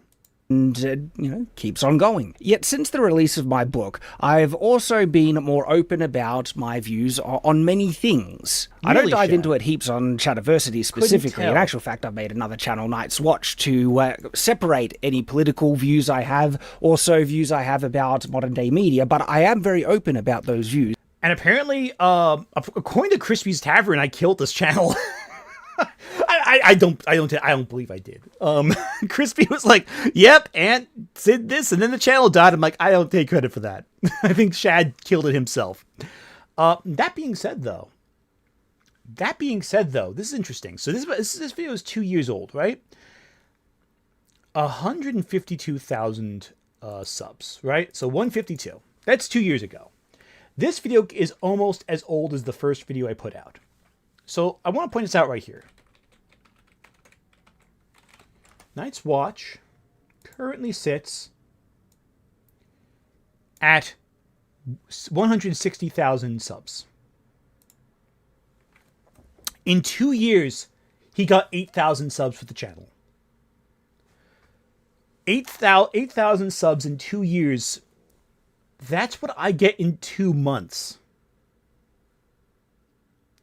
This channel had no growth, but look at the videos. 472,000 videos. 472 videos, right? He's gotten almost 300 more videos and only 8,000 more subs. This channel has had no growth. It's stagnant. And clearly, as Crispy pointed out in their video about Shad, the channel has plateaued since about a year ago. Last April, the channel fell off a cliff. This is a dead channel. Let's look at the views for Night's Watch real quickly. Night's Watch's most recent views. Let's take a look. Most popular video, Disney Snow White is garbage. Okay, humble 400 views, not bad. At Otto Johnny super chatted $10. Anthony Gramuglia, Channel Slayer. I don't think I'm that. Open mouth smile. I wouldn't take that much credit. I really wouldn't. I think Shad destroyed his own channel. But, like, you look at his top videos, like, they're all right. You know, these are decent views for his channel. But, like, let me compare something to you real quick. So, I'm going to show you real quick my channel, right? My channel for comparison. Now, I have fewer subs. My channel is younger than his. Right? Okay. So let's take a look right here. Right now. Most popular videos. Latest popular. Oops, super chat coming in. At Eshan especially 04181 super chatted $5. Shad broke that channel. All Ant did was put it out of it misery. Yeah, basically. It's all Shad's fault the channel was dying. Like, listen, I have a little short of 40,000 fewer subs. Like 39,000 roughly. My most viewed videos has almost 1 million views. 920,000. It's almost 1 million. I feel like the Shad video I just put out, that's going to reach 1 million too, I think. Based on how fast it's being viewed. I wouldn't be surprised if these two eventually crack 1 million as well. Based just purely on, they get a pump up every time a new video goes viral of mine. But even then, to get to his best on this channel, which is 427, you have to go, actually, right here, to my first Shad video, which is almost at 400 right now. And my Jurassic Park video, which is also going to crack it too. So that's about two in two rows. So that's about 9 videos, more than Shad's best, on a channel that's younger and does not have the established backing of the Shadiversity channel attached to it. That's not bad. It's fine, but it clearly had pump up from the Shadiversity channel. Anyway, back to this. On Night's Watch, and you also probably have seen that I am really passionate about AI art as well these days. So much that I even have a new channel called Shad AI, where I am able to separate the video content. How is the Shad AI channel going? I want to see that. How did that one go, Shad? Let's take a look.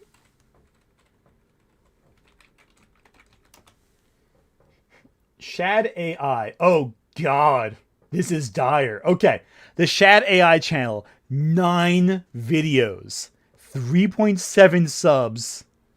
Most popular video. 18,000. This has not been touched in 2 years. He had 9 videos.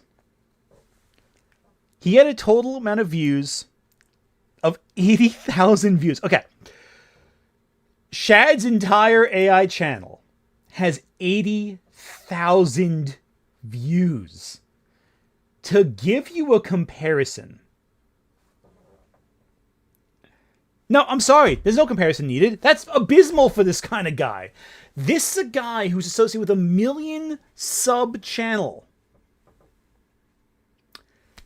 It's not like you're starting your channel off fresh. It's not like you're starting it from nothing. Shad has the association of a decade of history on YouTube. His spin-off channel got 80,000 views total over 2 years. Over 2 years, actually. Jesus. That is abysmal. And onto another channel, showing tutorials, addressing the controversies, having debates with people who are very much against it, and all that stuff. And I do like to make community Except for apparently Zachary Levi, but I digress. post just sharing your new content on Shad AI to help the channel grow, but the content is not on Shadiversity specifically. Yet with me being outspoken about these things, it has upset a lot of people who disagree with me, which I find very unfortunate because I genuinely believe that people are capable of getting along even when they disagree strongly about many things. What things, Shad? What don't they agree about? You know, you never said that. It was like, oh, we disagree on things, but we're fine. What do you disagree about, Shad? What do you what's the opinions you disagree with on? What are they, Shad? What don't you agree on? Especially ideology and politics, and that's even more important to learn to get along with people we disagree with, because what politics, Shad? What politics? What ideologies? What don't you agree on? Me, I have very firm views. I'm not going to be changing unless you give me really good argument and evidence. So instead of cutting ties completely and just disassociating, wouldn't it be much better to just learn to get along? What does this have to do in relation to my novel? Well, because there are a lot more people who dislike me for me being outspoken on many things, there is, of course, far more criticism and attacks against me. And one of the unfortunate kind of points of attack people have recently been trying to take a shot at me is in my novel Shadow of the Conqueror, but instead of focusing... Oh, super check him in. At Olivia_Williams_purple_fairy super chatted $3.66. That's true, Shad, unless that disagreement is over who get human rights and who doesn't. Then no, we can't get along. Exactly. Yeah, that's what it comes down to. Like, what are we agreeing on, buddy? At user_225_CCC super chatted $1.99. Shad looks like he could be his brother's dad. I will say this. I don't want to make fun of anyone's appearance. That's not what I'm about. I mean, Shad probably would make fun of Shad's made fun of my appearance multiple times, but I don't do that about like, actually, has he? Now I'm not so sure. I forget if he did. But I don't want to steep to that level. I'd rather us not steep to that level. Stoop to that level, I should say. Steep to that level. Wow. Good English there, Anthony. I'd rather us not stoop to that level, to make fun of his appearance. That being said, though, I will make fun of his clothing. As needed. But still, let's keep going. On the negative and giving people who don't like me the attention that they seem to be after. I want to focus instead on the positive and also share with you what the actual overall view and opinion of my novel from general readers. You know, people who either don't have an issue with me or are able to be objective about... West Side Tyler doing work. If Tyler's watching, yeah, take a bow on that one. At I know he was on chat 369 cool. super chatted $1.54. Did Shad use AI for his novel book covers? No, he did not. The novel was published 2019. That was long before the AI boom took place. He did not have AI do the covers. I want to put that right now.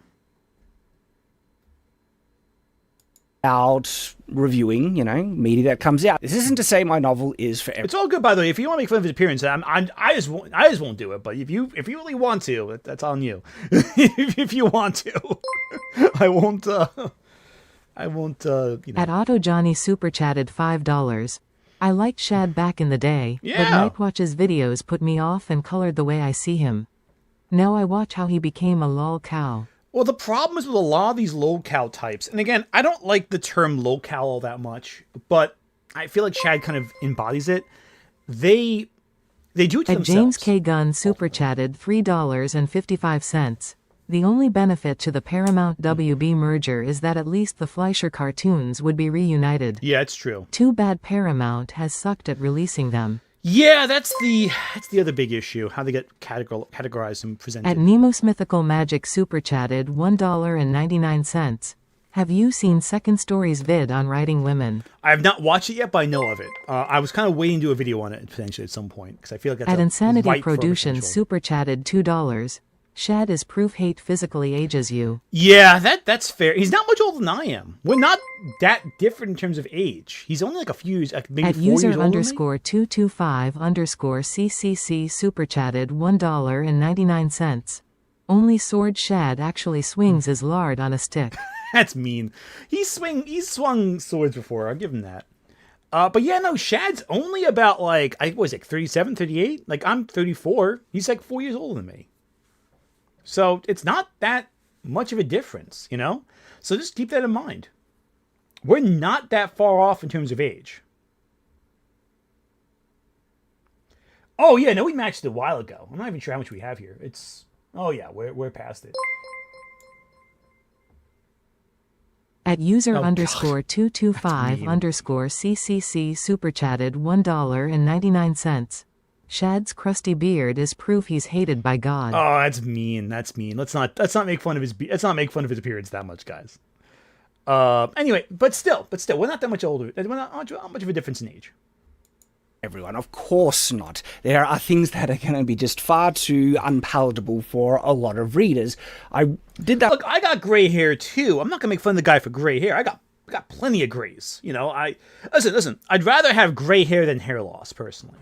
Thankfully, I'm not dealing with that. If I started losing my hair, I just go full Lex Luthor. Honestly, that'd be my plan.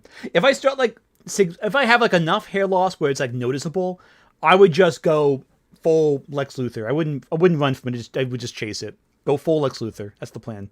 If that were to happen. Hey, listen, he can grow a beard. I can't grow a beard. I couldn't patchy. So there you go. You know. That on purpose. The story of my novel is about a tyrant, one of the worst people who has ever lived. He is equivalent to like the Stalin or Hitler of his world. So he's done some. Oh, here we go. Super check coming in. At Eshan especially 04181 super chatted $2. Thank God, Aunt, you're older than me. There we go. Exactly. There we go. Awful, terrible things. Super chat coming in. Apparently, a lot of people want me to go Lex Luthor. At Anurin underscore Hunt super chatted $2.99. Did you know Shad made writing advice videos years and years ago before his book was out? Apparently, he wrote multi-pay unpublished books for practice. Yeah. No, I've written books for practice. I have a book that's fully completed. I just haven't. You know what it is? I think it's like I just need to get the book. I've been trying to get agents for it, and publishing is really slow right now. I could easily just self-publish it, but I want to get the right cover artist. I keep second-guessing myself. That's the problem. At Nemo's Mythical Magic super chatted $1.99. Shad versus Second Story 1 you have to watch forever. Oh, God. You know, Shad's more funny. I'll give him that. Shad's more At Lightning bumbling. Second Tiger Story pisses me off more. 7721 super chatted $4.99. Need to finish the book first, but in your review, do you cover Shad failing to deliver the movie adaptation of his book with nothing to show for it? I don't talk about the movie adaptation. I don't think it's worth... I want to look at the book as is. The movie... So, for those who don't know, Shad did, for a while, try making a short film for Shadow the Conqueror. But it fell through. He had Kickstarter funds and all that, but nothing ever came of it. You know what? I don't... That's not really... I don't want to judge something for not being completed. Projects fall apart for many reasons all the time. But the book is finished. I can make fun of that. At James K. Gunn super chatted $3.55. As an Aussie, Shad gives Aussie YouTube critics a bad name. There are a lot of good Aussie YouTube critics. Don't hold yourself down because of Shad. Anyway, back to this. But the premise of the book is, could someone like that possibly be redeemed? And Nope. it follows his journey as he comes to a realization of how evil he really was. The novel deals with some really dark subject matter, including rape, abuse, genocide. I mean, this is a tyrant, and There we go. At Tom Washman super chatted $5. I also finished my book last October.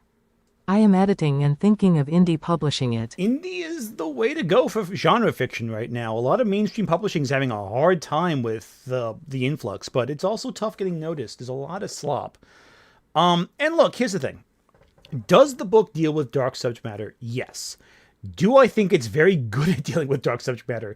Absolutely not. I think it is... Listen, a lot of works deal with dark subject matter. You know, a lot of works deal with heavy subject matter, but that's not enough. It's not enough to deal with dark subject matter. You have to be able to fully understand why it's upsetting. To say you have rape in your book, okay, that's upsetting. That's disturbing. It's dark. It's unpleasant. But that's not enough. You have to understand why it's damaging to a person, what is horrible about it, how it sticks with you, how the trauma sticks with you. One of the all-time great movies about the topic, and it was actually very controversial when it came out. Ooh, yep, super chat. At Nobody of Want super chatted $2. And keeping most goated book just Dora Farm. I'll publish it. I just want to make sure the right cover artist and all that. And anyway, so I want to have another book too in the works too. I want to have like multiple books ready, so it's not just like one, then like a year of stagnation. So maybe over that dinosaur book I was talking about with the Jurassic Park video. Maybe I'll put that together. That'd be fun. But anyway, with the topic of assault, I mean, yes, Fire Walk With Me is also incredible with that topic too. David Lynch is brilliant because he also was highly empathetic to the people he worked with. But the one I was going to think of was I Spit on Your Grave.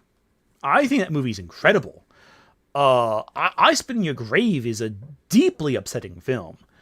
Deeply, deeply, deeply upsetting. Deeply horrific. It was hated when it came out, but it's been reevaluated. I think also B.J. Colangelo and her writing also helped with this too. I have a lot of respect for Colangelo.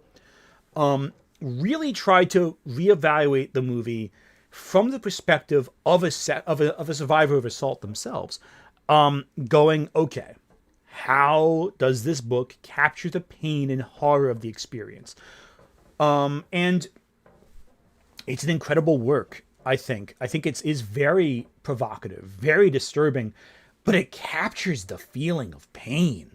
Like, it is a painful fucking movie to watch, but it also has the satisfaction of the revenge. That's very cathartic. Unlike a movie like, say, Irreversible, which is also incredible, but deeply, deeply upsetting. I find Irreversible unwatchable because of how upsetting it is. But that's also effective. It accomplished the goal it tried setting out to do. But it's, God, it's awful. Irreversible is a tough film to sit through. I find I Spit in Your Grave at least has the catharsis that makes it watchable. But Irreversible is a tough fucking film to watch. Anyway, the point is, Shad did not write Irreversible. He did not write I Spit in Your Grave. He didn't do Fire Walk With Me. He didn't do Last House on the Left. He didn't do Old Boy. So I bet someone in Old Boy in the chat. None of that. At Maryland 614 super chatted $5.12. Please relate to my protagonist. Yeah. He's like Hissler. Shad? Self-report much? Thanks YouTube for censoring me. That sounds more like the Nostradamus original prediction. You ever hear that? The Nostradamus prediction of like, oh, it's Hissler. Like, okay, buddy. Anyway. Did look to historical examples of the type of character that I was constructing. And one of the interesting things you do need to confront with a story like this is how do they approach relationships? And when looking at how Genghis Khan kind of approached relationships and his treatment of women, there's some troubling things that historical figures like that have done, and one of the goals of my novel was to not pull any punches, okay? If it gets uncomfortable, well, it's funny. All the terrible things that my character, Dalen, has done in the past, because this is all actually in the background of the novel, is not equivalent to what real-world figures individually have done. He has done awful things in lesser extents, in that you can draw parallels from multiple historical figures, including tyrants of the past, and then I kind of took them all and put them into one confronting character. And so my goal was to try and... But the problem with that is you buried it in wish fulfillment. That's the issue. Like, I have no problem with you writing an awful human being. Hell, go for it. The problem is you combined it with an obvious wish fulfillment Mary Sue character. That's the issue. Like, there's some awful characters. I mean, again, so you in chat mentioned Art the Clown. Yeah, Art the Clown's fucking evil. He's a terrible human being. Maybe not even a human being, more like a demon at this point. Truly reprehensible. I mean, let's go to a smaller example. I mentioned this a few times, even in the original video. I showed a few clips from it. The Last House on the Left. Krug and his buddies, they're evil, evil fucking people. They are cruel, they are sadistic, they are monstrous, and yet Wes Craven still has scenes that humanize them. But just because they're humanized does not mean they're likable. It just means that they're people. and that their emotional vulnerabilities do show up on screen. But that doesn't make them good people. They're still monsters. They get what they deserve, ultimately, at the end of the film. But there's no satisfaction in the revenge, because it doesn't change the horrors of what they did. At gentleman_Viking super chatted $5. The way the character treated women isn't the problem, it's the way the book treated women. Exactly. 100%. The character treating women as disposable and terrible is a character. You know, you can have characters who are awful people. That's fine. No one is saying, I mean, I'm sure there are a few people saying, oh, how dare you write a character this way? But it's not the problem. It's the framing of the way the work frames everything, what the focus is on consistently. At Penquilly super chatted $2.36. Shad wrote a tyrant that doesn't get punished. I don't even mind that. It's the fact of how he writes, everyone endorses him.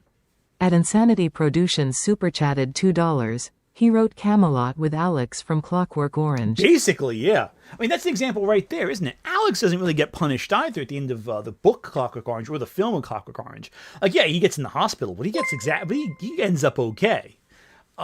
He's a monster. At Otto Johnny super chatted $5. I believe in no ideas, just bad execution. A better writer, creative, could make this story work. That person is not Shad. Yeah, there's a lot of ways the story could have worked. That's what's so fascinating about it. He just chose the wrong choices.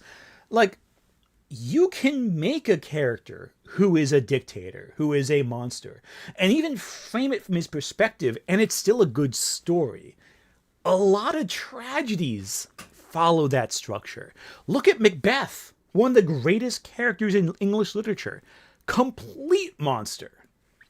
You look at the Romance of the Three Kingdoms. There's some characters in that book, in that story, that are horrible people, but they're still interesting. They're still compelling. I know you meant man. At Otto Johnny super chatted $2. I didn't mean all Johnny. It's all Sorry, good. I meant bad ideas. Yeah, I figured you missed the word. It's all good. Don't worry about it. I make typos all the time myself. But yeah, no, so there's examples of books where you can do that, but he just chose not to do that. He chose a very boring, predictable approach to it. And that's the issue people have with your book. Not that you did it, but that you failed to do it well. That's the issue. See if people would be willing to go along the journey with this character. And pushing it far, I was kind of happy for, like, all right, if I make maybe 80% of people can go along with this, difficulties, the challenges of this character, and there's probably 20% that's going to be way too much and unpalatable. The overall consensus, which I want to share some things with you, like what the consensus is of the book, is actually a lot more people seem to be willing and on board with the journey of this character. Okay, let me take a step back right here. Shad didn't go far enough. Is my opinion. All of the awful things that Dalen does are off screen. Shad took the easy approach, making it all in the past, by having characters talk about it. If he really wanted to make a story that was meant to horrify the reader, he would have had it on screen, on page, in the present. All he does is be a murderous psychopath against criminals who are already deemed as lesser. He dehumanizes the people that Dalen kills in the book. If he really wanted to make this character truly feel irredeemable, he would have had the characters do something on page, in the present, that is truly unforgivable. A good example of this would have been, again, to show, what's a good example I can think of? Clockwork Orange. There we go. Alex, in A Clockwork Orange, everyone's seen the movie probably at this point. There is the Singing in the Rain sequence, right? That's in the book too, but I don't think he's singing in the rain in the book. That is early on, and you get a strong sense. Alex is evil. Alex is someone you can never forgive. He is beyond redemption. Same thing in Wuthering Heights, the book. You have Heathcliff hanging Isabella's dog. That's fucking evil. And you know what? You hate those characters. You're stuck with them the whole book, but you hate them after that. And people are willing to go along with those books because the story is so compelling. Dalen never does anything that unforgivably evil in the text of the book. It's all in the past. It's all We're told about it happening way back. And yeah, it's still awful, but we don't see it. Yeah, George R. R. Martin, another great example. Jaime Lannister shoves Brom out the window. One of the first scenes involving him. You get a strong sense. This guy is repulsive. He's a monster. And yet the books really, more than the show, really get you on his side after a while. You start to really sympathize with Jaime Lannister. And you wouldn't expect that. You would think you'd hate this guy from start to finish. But it's because of the characters he pairs him up. He pairs him up with Brienne of Tarth. Very lovely character. Pure and good. And that contrast makes you love the character in a weird way. You go in thinking you're going to hate him. But he's humanized in a way where you really start to like him. It's remarkable. Emerald Fennell's book adaptation was heinous. I thought it was truly terrible. Emerald Fennell's Wuthering Heights is one of the worst adaptations of a book I've ever seen. And it's not even that it's not faithful, it's that it's also just a bad story.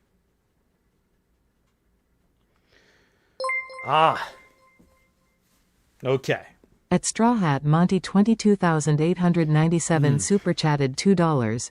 Didn't the Mick of Clockwork Orange get lobotomized? No, he did not. It's very complicated, but basically they try to condition him to be in pain when he sees violence. At Panquilly super chatted $5.91. Shad doesn't want to because then he can't have his self-insert and creepy power fantasy. Exactly. He wants to have a character who's powerful and cool.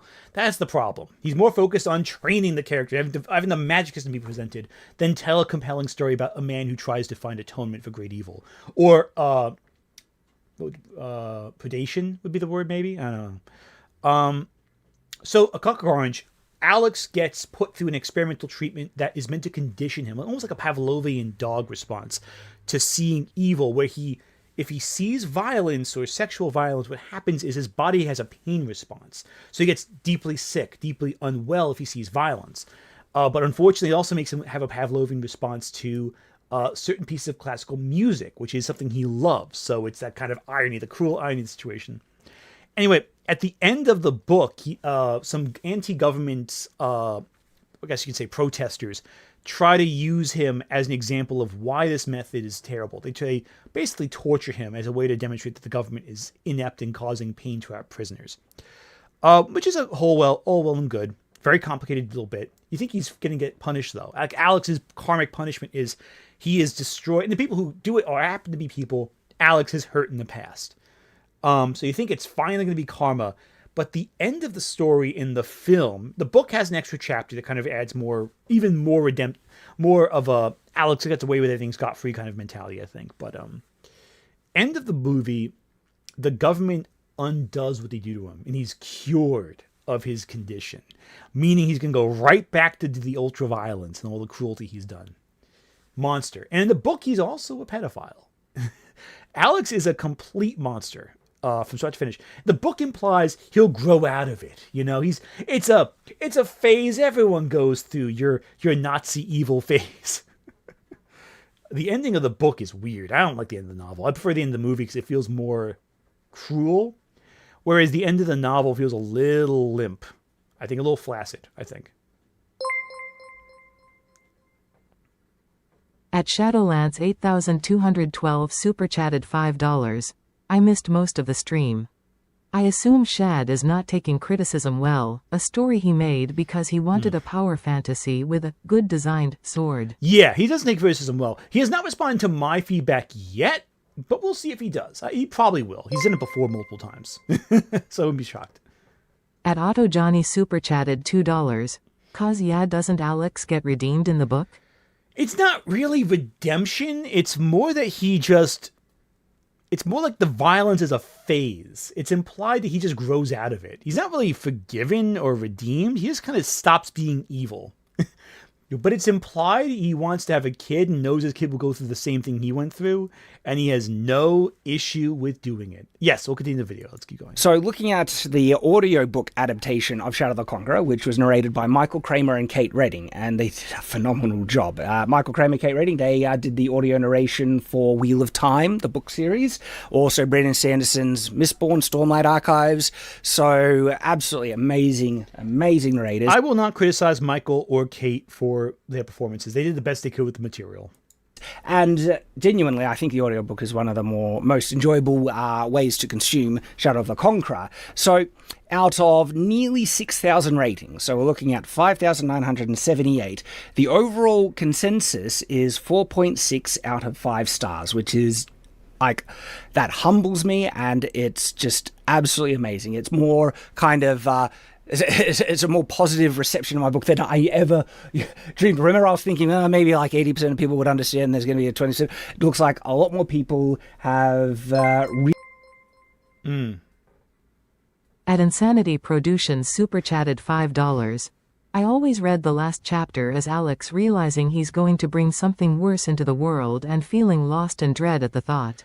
I don't know if I got that same vibe. I mean, I guess that's fair. It is an interpretation. I always felt it was more like, almost like wistful. But that could be my interpretation. If it's been a while since I've read A Clockwork Orange, you might want to revisit it. At WC Wit super chatted $10.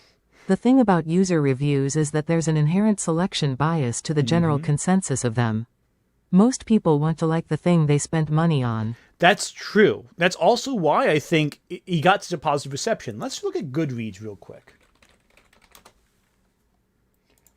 Shadow of the Conqueror. Yep, super chat coming in. At Traster317 super chatted $5. From watching your review The Magic Cops that the MC joins were portrayed exactly the same way as I'm writing the evil space cops in my story. There you go. Hopefully that you did a good job with those. I'm sure they're fantastic. So on Goodreads, it has a much different score. Fewer ratings, but a lower score. At Eshan especially 04181 super chatted $5. I agree about the end of Clock Orange book was great, but I know that author wrote the book after he was attacked by gang of youth. Yeah, he had a rough experience. He drew from pain. But yeah, no, so there's a lot of positives, sure, but let's be fair. Do I think all of these responses are fake? No, I don't think that. I think there are some people who genuinely enjoyed this book. On some level. But I do also think a lot of it was because of the author being the author. If I wrote a book, not if I wrote a book, I did write a book. If I published my novel and I put it out there in the world and I present it to you, there's a good chance a lot of you might just like the book by default because I wrote it. And you say, it's 5 stars, it's fantastic. And that's all well and good. I appreciate the promotion, but these aren't accurate. These aren't accurate to the critical perspective of someone who is going in with the intention of analyzing it perfectly. And there are people who are just going to give it a 1-star review because I wrote it. Oh, fuck this guy, he sucks. That's fine, I get that. Whatever, That means these numbers are not accurate. They're accurate if you don't know who the book is or anything like that, but the problem is, I don't know if you can really use it as a good metric of what the average person felt when there's a high chance they're not verified purchases and just fucking click the button, So, I don't know.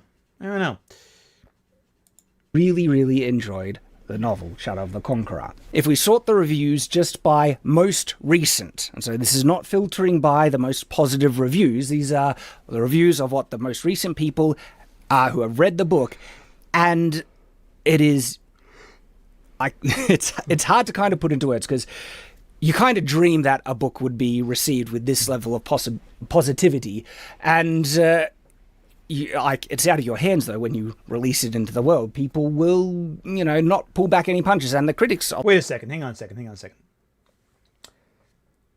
Shad is about 4 years older than I am. This was over 2 years ago. This video came out. I'm responding to right now. That means Shad is about my age in this video. Let's piece that together. I'm sorry. Of the novel is not everyone loves it. They don't pull any punches, and then the people who particularly dislike me end up actually saying flat out dishonest things. I don't listen to all of them because you never want to dwell on the negativity, but you do want to actually be open to legitimate criticism. And so on the occasional thing. All right, 1 second. At Straw Hat Monty 22,897 super chatted $2. I watched CWO years ago plus smoked tons of weed during. That sounds like a terrible experience with either a great experience or a terrible experience with a Clockwork Orange. No, I was born 91, actually. So I'm about 4 years younger than him, I think, right? He was born in 87, so about 4 years younger. So he's about like a little older than me, but that's like 2 years. It's negligible. Yeah, I guess it makes sense now I'm looking at it. His beard's peppered. That's the difference. His hair is not peppered. I don't have a beard, so that's a factor too. I'm sure if I had a beard, it'd be more gray in it. I will, listen to a negative review here and there. And he's 6 years older than me? Oh, he's 40 now. Okay, I thought he was younger than that. Okay, my mistake. I'm actually, I can understand where they're coming from. It's like, all right, you're being fair. Thank you for being fair. But then there are other ones that just flat out misrepresent the book completely and lie about it. And that does put me in an interesting position as an author, because to what level should an author defend his work when there are objective lies being spread about the book that you could literally just read sections of the book which contradict what people are saying? That's why I included sections of the book in my review, so you can't say I didn't mention read the book. There's the book right there. I'm presenting it to the audience as I'm giving commentary on it, because I knew you were going to say that about other reviewers who may not want to cite the book directly. Well, I'm fucking citing it. There you go. Another guy, other people who did the whole thing. I know Celtic Phoenix and his crew did a whole read through of the book. I think they're like on like chapter 42 or so now. They're going through it slowly. I don't know how they could do that. I would go crazy. They're going by word and really picking it apart. That's a little too much for me, I think. That's a little intense. But still. At Shadowlance 8212 super chatted $2. Shad. Being negative is being dishonest. Exactly. Now, Celtic Phoenix, they're doing the Mystery Science Theater approach, where they're reading it line through line and reacting as they go. I couldn't handle a book that long. I would go insane. At Dyad Mosley super chatted $5.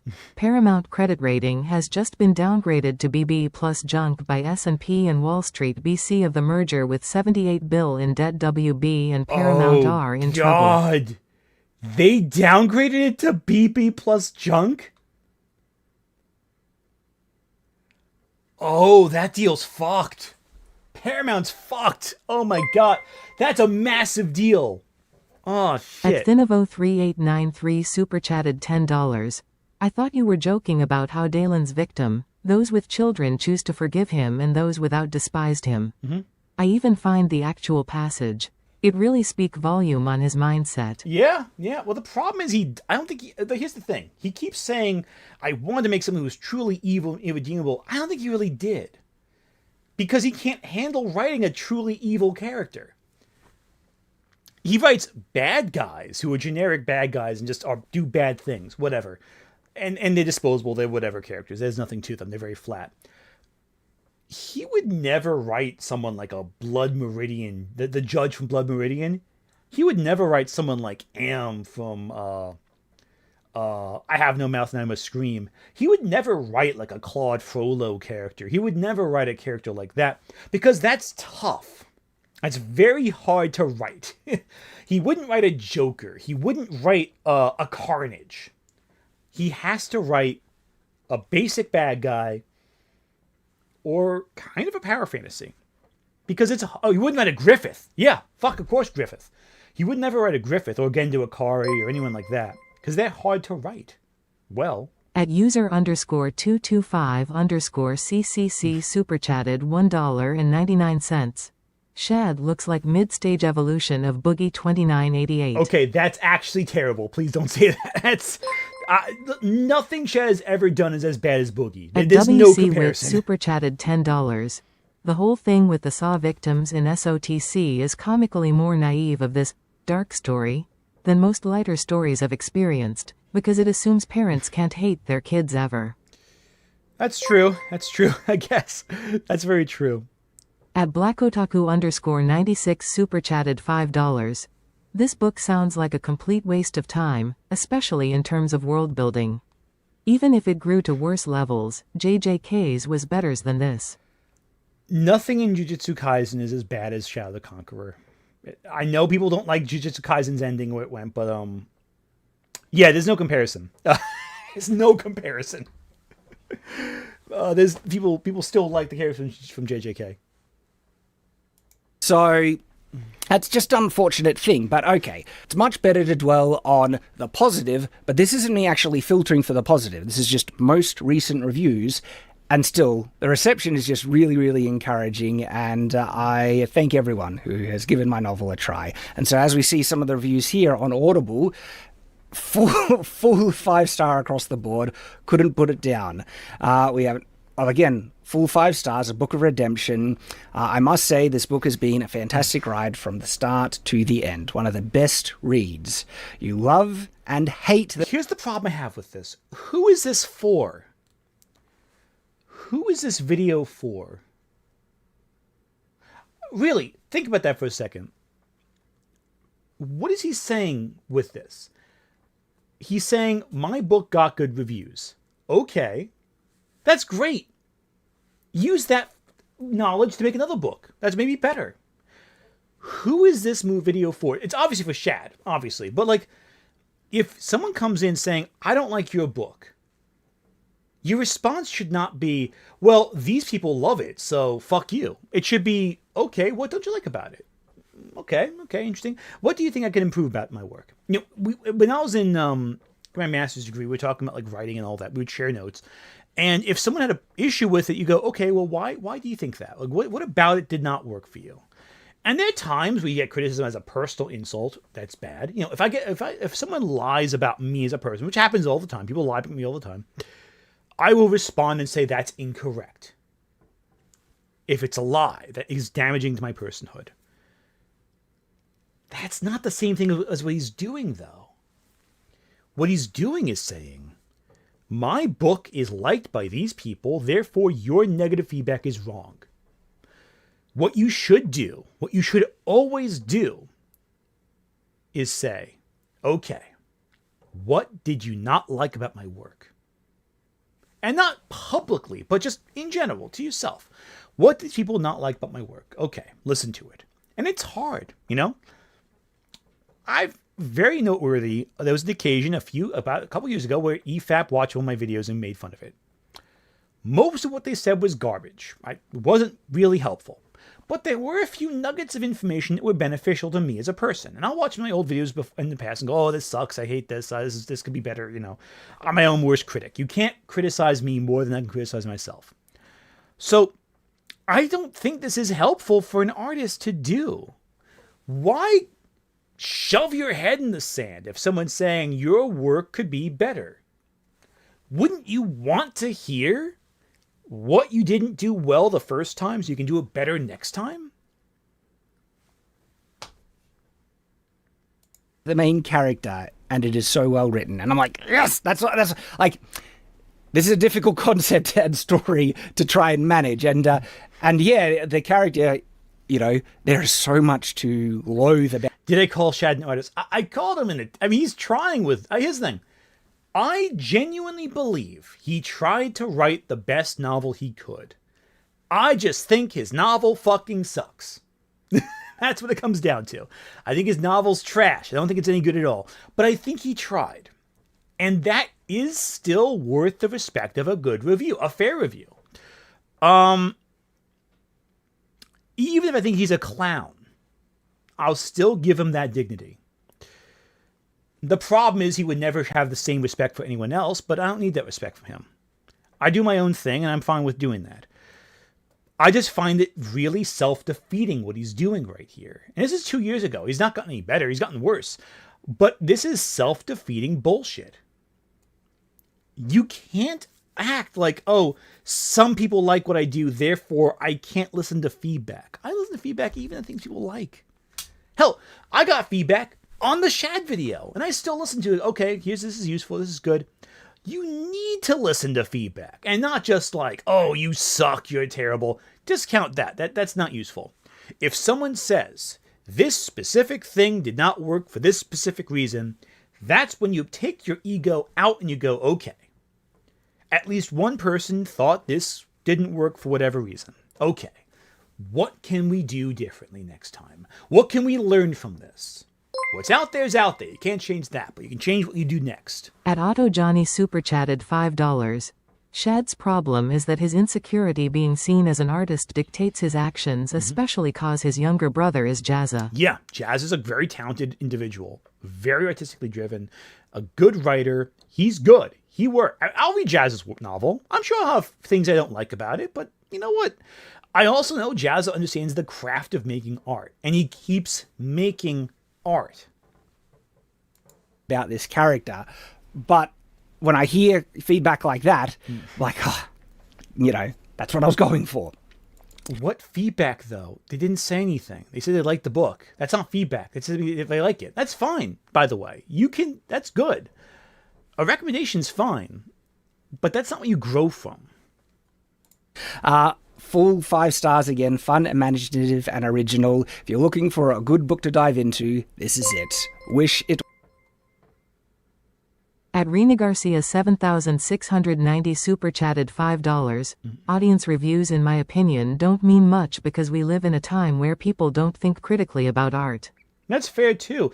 But again, if someone likes the work, that's fine. They don't have to be super critical about it. Not everyone has to be a critic. You can like something. And there is benefit to an author seeing positive reviews. It is affirming. It does say, hey, I'm on the right path.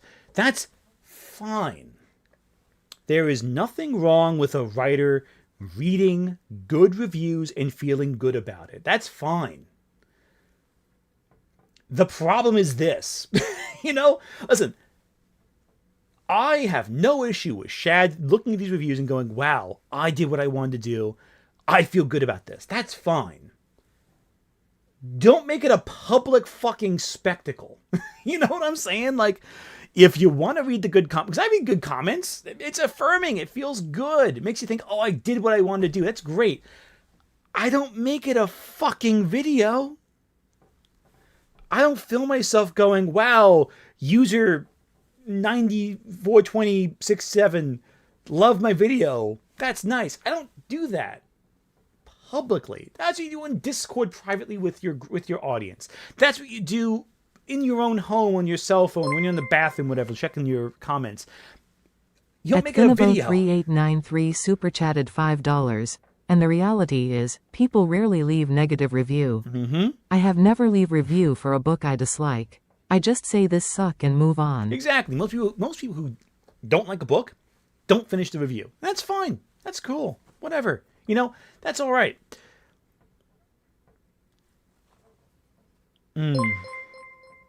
Gabby, yeah. At Kai Link Adventures super chatted $10.65. The fantasy Shad plays out in the book I Am H.O. You hate me for what I've done, but I'm so good at thing that you still need me. Like a license to do wrong, based on merit, not actual redemption. Exactly. That way you talk about your channel subscribers and viewers and comparing. That's also fair too. And that's a fair critique of me. I did use the comparison right now to offer an illustration of where I am as a creator to Shad. Shad has been on the platform for a decade and a half, roughly. You would think a channel he makes would have more viewership. And that's fine. And hey, listen.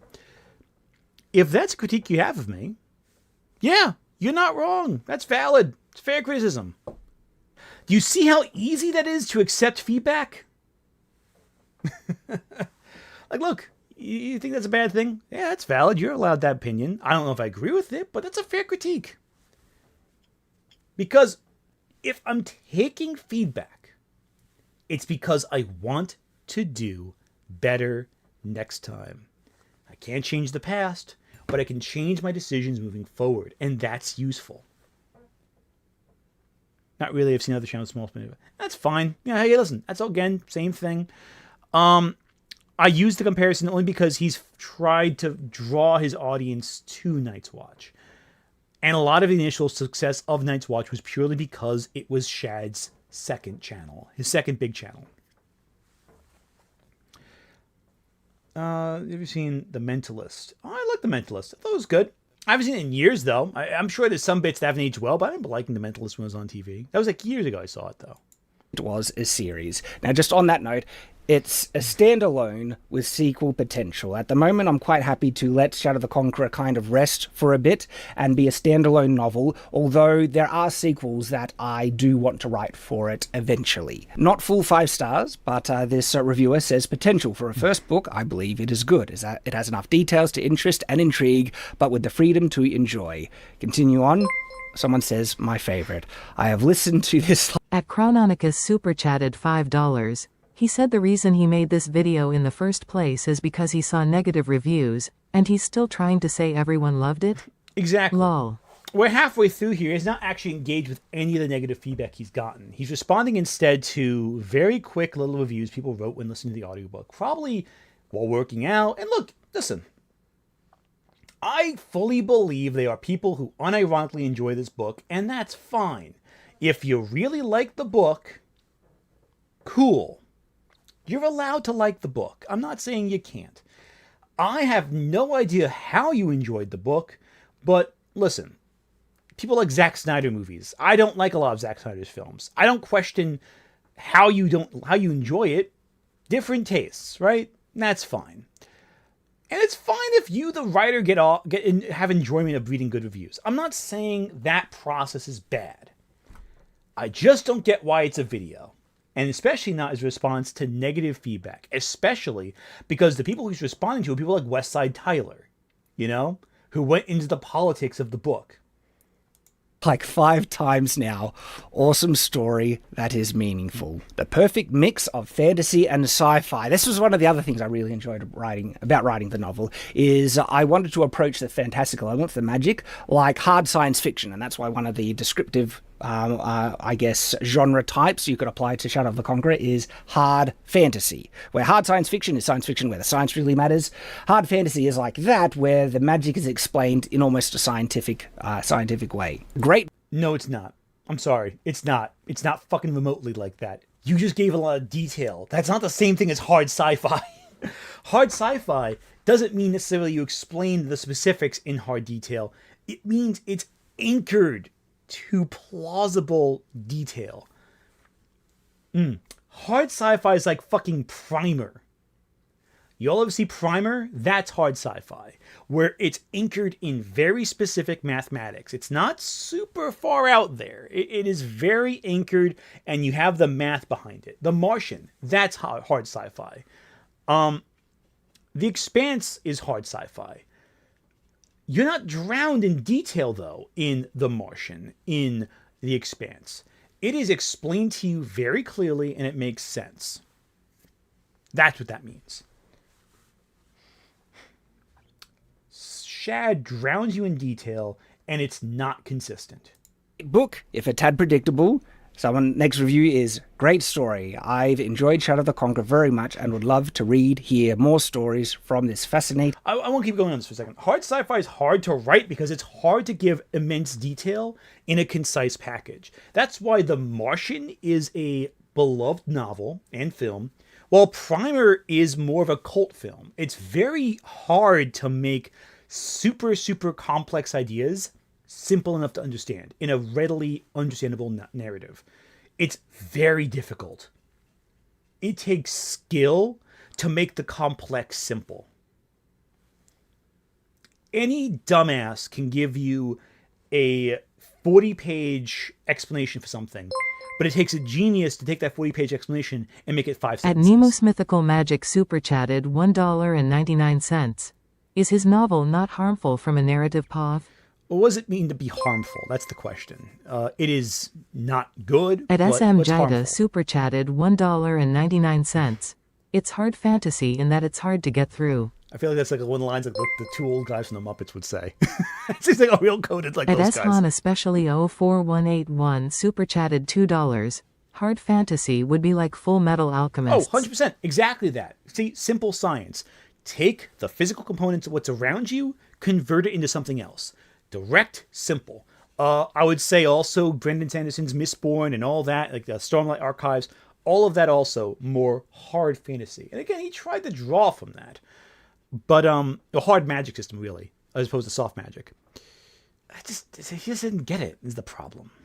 And magical world. And now here we have a mid review, a mid book by A Dork Afraid of Female Empowerment. Now, this one is interesting because clearly I'm not. There's a lot of female characters that are, Alita Battle Angel, of course, is one of my favorite, honestly. And so it's not female empowerment. This is the type of story that I was going for. Another full 5-star. He doesn't read the review. He skipped over it. What does that review say? Let's read that real quick, shall we? It's the most replayed. People want to see what he's saying. There's a lot. The story is all right, not much new, but that can be okay. The issues are more core issues with the author, Shad. His love for tropes like big strong man save helpless woman comes through a lot on the page, and it gets a little annoying. Here we go. Super chat coming in. Oh, what's up, Wave? At the Waverner super chatted $5. I was gonna bring up FMA, B as well as a great example of a leader realizing the atrocities of his nation and taking genuine responsibility for it. Yeah, 100%. 100%. What Roy does in the story is, again, a lot of the characters, they took part in a genocide. A genuine genocide of colonization power, and of course, it's all part of the big scheme at the end. But they reckon with that trauma and the consequences of that trauma, of the action he did. The Scar's whole motivation, he is justified in his revenge against the State Alchemists. He is fully justified. He goes farther than he should, but his anger is valid. It's hard to be mad at that. That's tough. That is very hard to pull off, where you are sympathizing for all sides of the conflict. You feel bad for the people who enacted the pain and those who had pain enacted upon them. That is the quality of incredibly powerful humanistic writing. It is very difficult to do that effectively without it feeling like a soppy, mushy mess.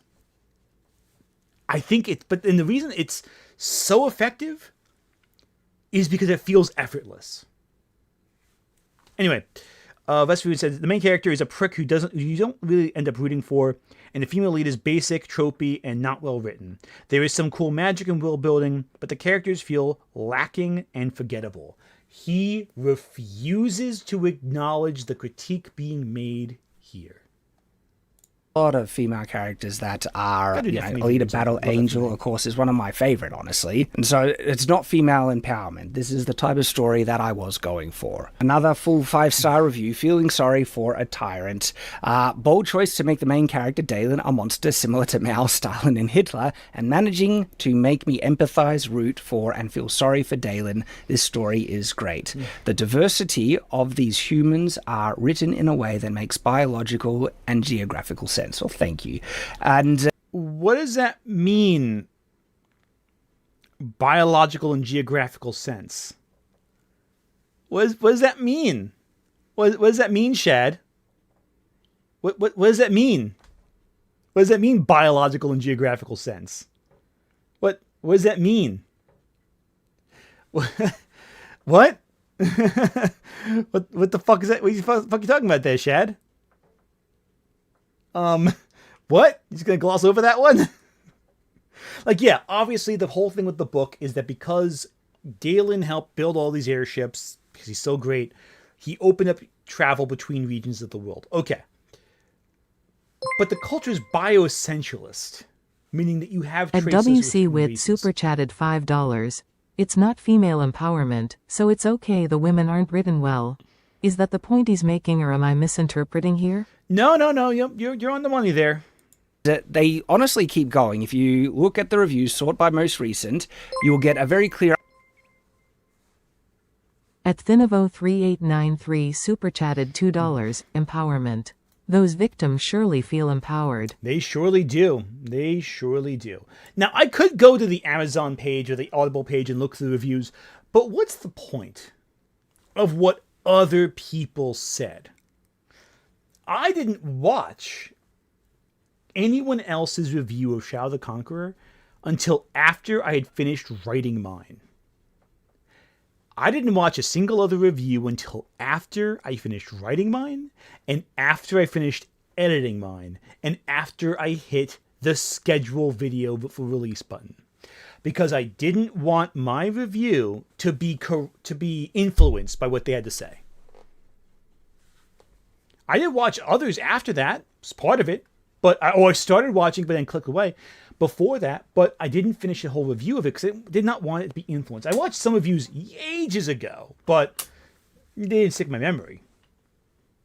Your idea of what most people kind of feel about the book. And I think it's one of those things where I'm, quite. Oh, of course, any author would be happy with these types of reviews and feedback. Now, I like the book. I wrote it to my, my preferences and interests, and so is it to me to say it's good? I know I enjoy it. I wrote it for that purpose.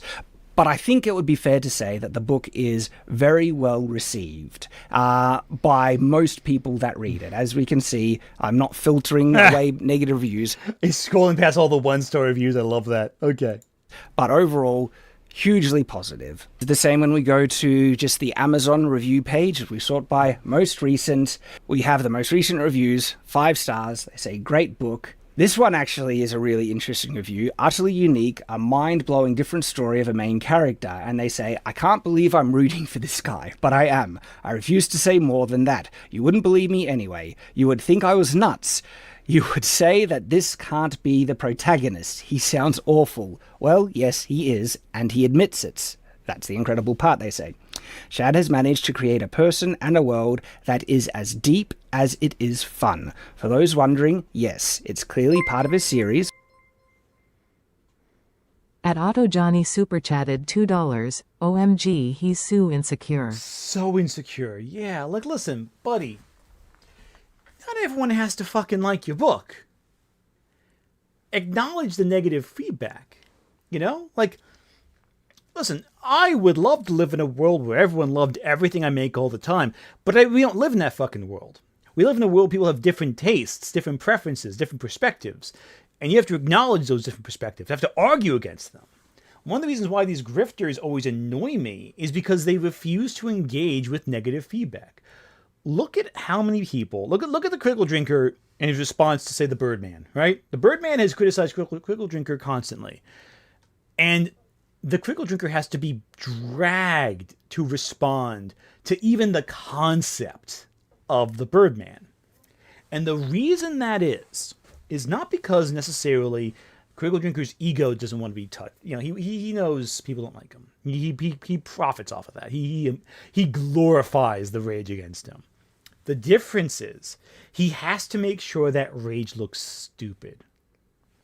If the rage against Critical Drinker looked compelling, his audience may no longer watch him.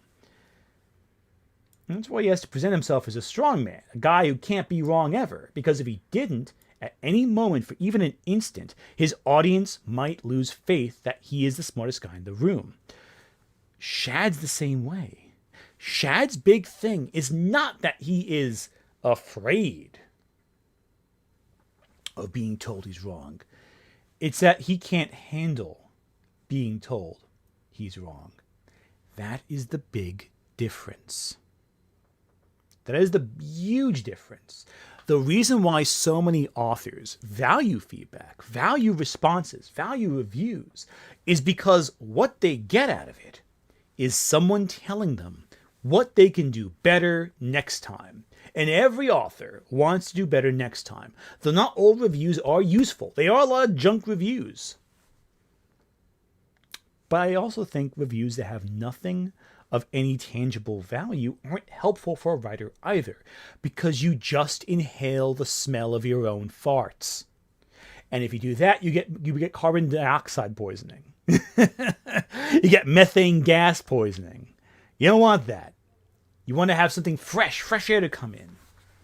Because the alternative is you get what's called, as comments are saying, toxic positivity.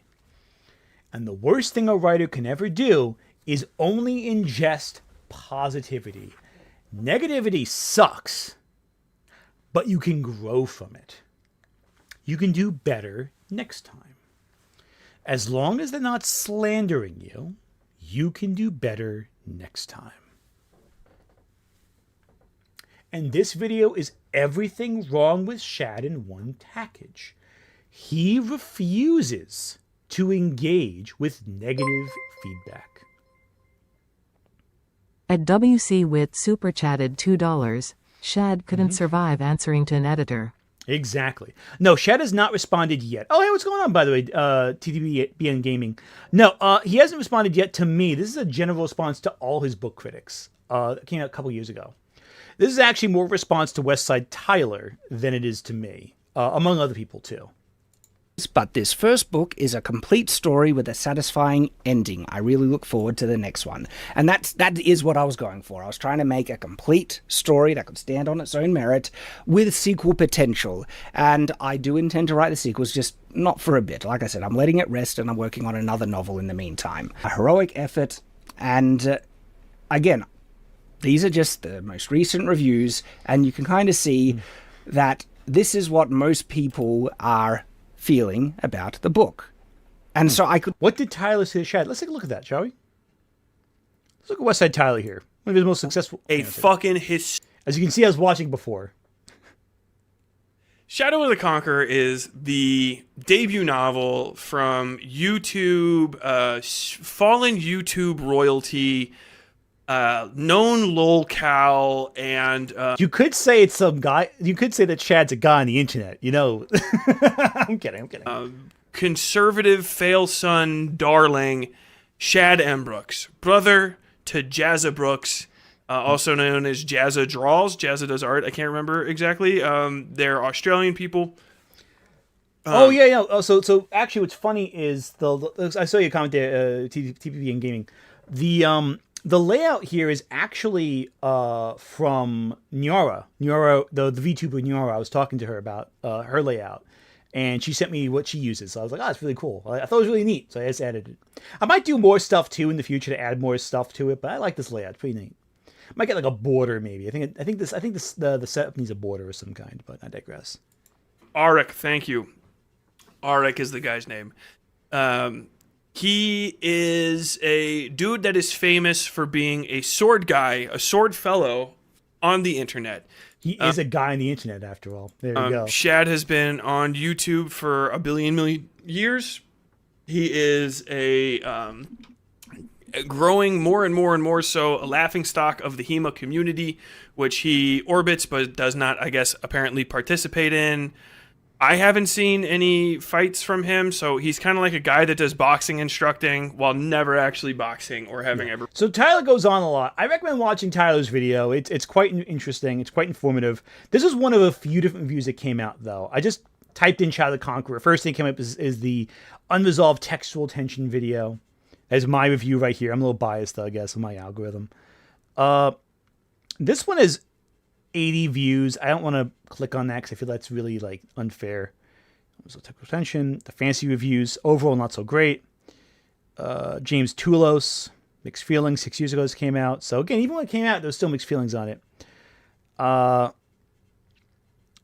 People criticizing the Kirk Patty Cake. She had a couple of reviews that were pretty good. Brennan Zachary. There's Kirk Patty Cake's other video. T. Alex Ratcliffe, kind of new. I didn't watch this one. Kind of neutral looking. Actual Jake, Actual Jake. Oh, Daniel Green, who I know has seen my video. I know that. I know Dan Green seen my video, which is cool. I was wish I come in. Of course, Crispy has not seen. At Charlie Monka super chatted $9.99. Hey Aunt. I don't want to be sending more super chats, but after I saw your vids on anime and manga getting banned. You see, I live in California where anime and manga are safe. But what can I do to help out? It's actually very interesting because the video this week is going to be a video about that process. It's already finished. Just got to run it through the checks regarding COSA and all that. The best thing you do is call your senators, call your representatives, talk to lawyers, law firms. At Charlie Monka super chatted $4.99. Causes. What can I do to help out anime and manga not be censored or even banned permanently in different states, where they're allowing it to be? Another case is going to libraries when they have book challenges, talking, because a lot of these organizations that challenge books in this at the grassroots level, they do it because no one opposes them, right? No one goes to the library, no one goes to the schools to protect the books. So if you hear about it, go in and fight back. Not fight back, but like that sounds too aggressive. Protest back, argue the books should stay where they are. Actual Jake is insanely to watch. I'm actually on a Discord with Actual Jake. I've never talked to him. He seems like a nice enough guy. I've just never talked to Jake. I like Jake well enough. His videos are interesting. Bandit Incorporated. Isn't that guy one of the EFAP guys? Bandit Incorporated? I don't know. Westside Tyler again. A lot of his stuff here. Again, a lot of these books are repetitive. A lot of these reviews, a lot of people like, I have thoughts, liking this, it's like, okay, whatever. Movies with Mark did a video on Shad, which is funny. Recommend that one. But again, a lot of these books aren't. Book 2, which has never come out. This was 5 years ago. I never talked about the second book. As we saw with his follow-up, there was nothing else there. Cover release. Oh, there he is. Like, it looks. See, yeah, it looks younger there. That's probably when he's like my age right there, I think. Currently. Audiobooks available. Yeah, so again, a lot of this is... Oh, there's, of course, Celtic Phoenix's review. They have a bunch of these videos, because they have 35 videos about the book in general. But the point is, why engage with only positive feedback? If you're an author, you have to be able to advance. Movies with Mark, I love Movies with Mark. Guy's great. I talk to him on the regular all the time. Fantastic guy. But you click on all these, you get the same perspective. And I recommend watching all of these videos if you get the chance, if you really want to, or show some support to some of these guys. Because it's a lot. And there's, of course, fucking John De La Ruse. What did John De La Ruse say about this? I want to check that out. What the fuck did you say, you loser?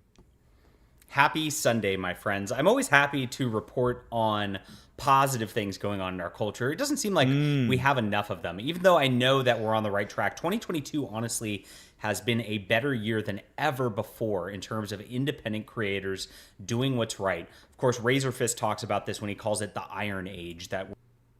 Razor Fist, huh? I guess that's really aged well.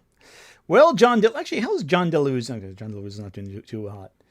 Let's see what John DeLuise has to say. We're moving forward in a new direction of hard work, independence, and just wonderful creativity that's away from corporate culture. It's awesome.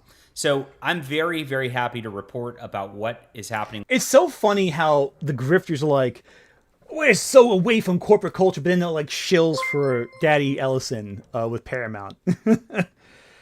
The guy, 493, I think we remember for 19 months. Wow. Oh, dear God, Razor Fist. Now, there's a rabbit hole. Yeah, no, I haven't gone on the Razor Fist rabbit hole, but I know it's bad. The guy's a creep, right?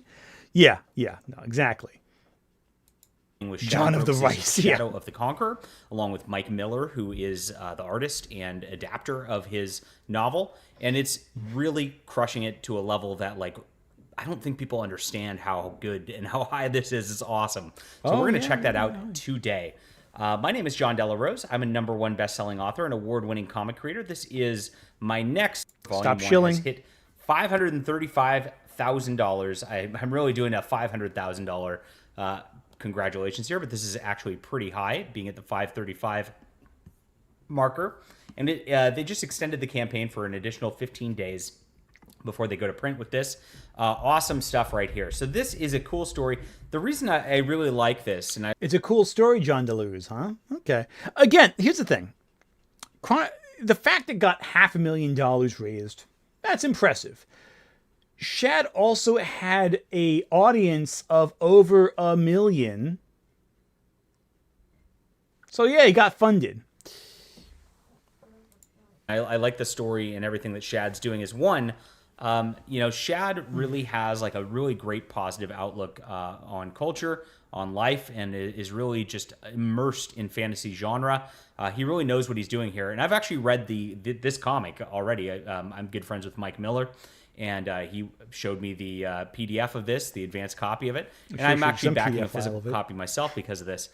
Just beautiful stuff. This is a story about redemption, and that speaks to me a lot because it's about a guy who like really is the worst person in this world, and he's getting a second chance at life. He's getting a way to redeem himself. John DeLuise would love Shadow the Conqueror. He would love that book because much like Galen, he too has beat up women like his wife. I think we've had enough of John DeLuise here. But again, it's like, this is the person who's on your side. Noted domestic abuser John DeLaRuse. That's who's on your side. Meanwhile, everyone fucking else doesn't like it. There's all this feedback. Now, again, I don't want to say that John Delarue's... No, I'll never miss out a chance to make fun of John Delarue's. He sucks. Point is, people do not like this book. Enough don't. It doesn't matter how many good reviews it gets. It matters what people have thought when reading the book. Book's not that good. Grow from it. Comic, I'm sure, is better. Who knows? Oh, welcome to being a member. Oh, thank you for upgrading your membership. I deeply appreciate it. I'm going to actually post a link to my Discord for members after this stream is done to make sure you can get into the Discord access there. But yeah, I think I'm going to wrap up for now. I think I've said all I need to say for right now.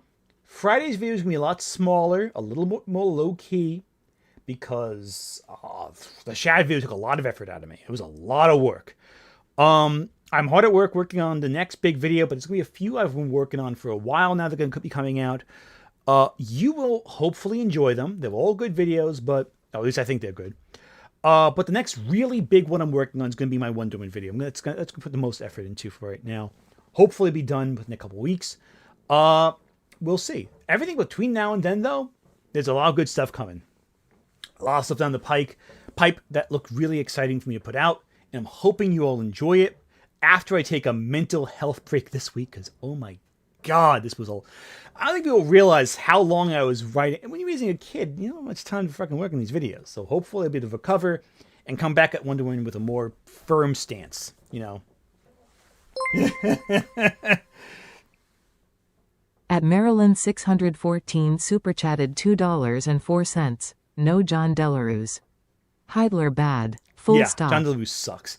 One day I'll do a John Delarue's video. Maybe that'd be fun. Well, maybe not so much. I think Pillar of Garbage covered John Delarue's pretty effectively a while back, but I digress. Anyway, Friday's a little bit of a smaller video, a little shorter, not over an hour and a half long, but it should be good.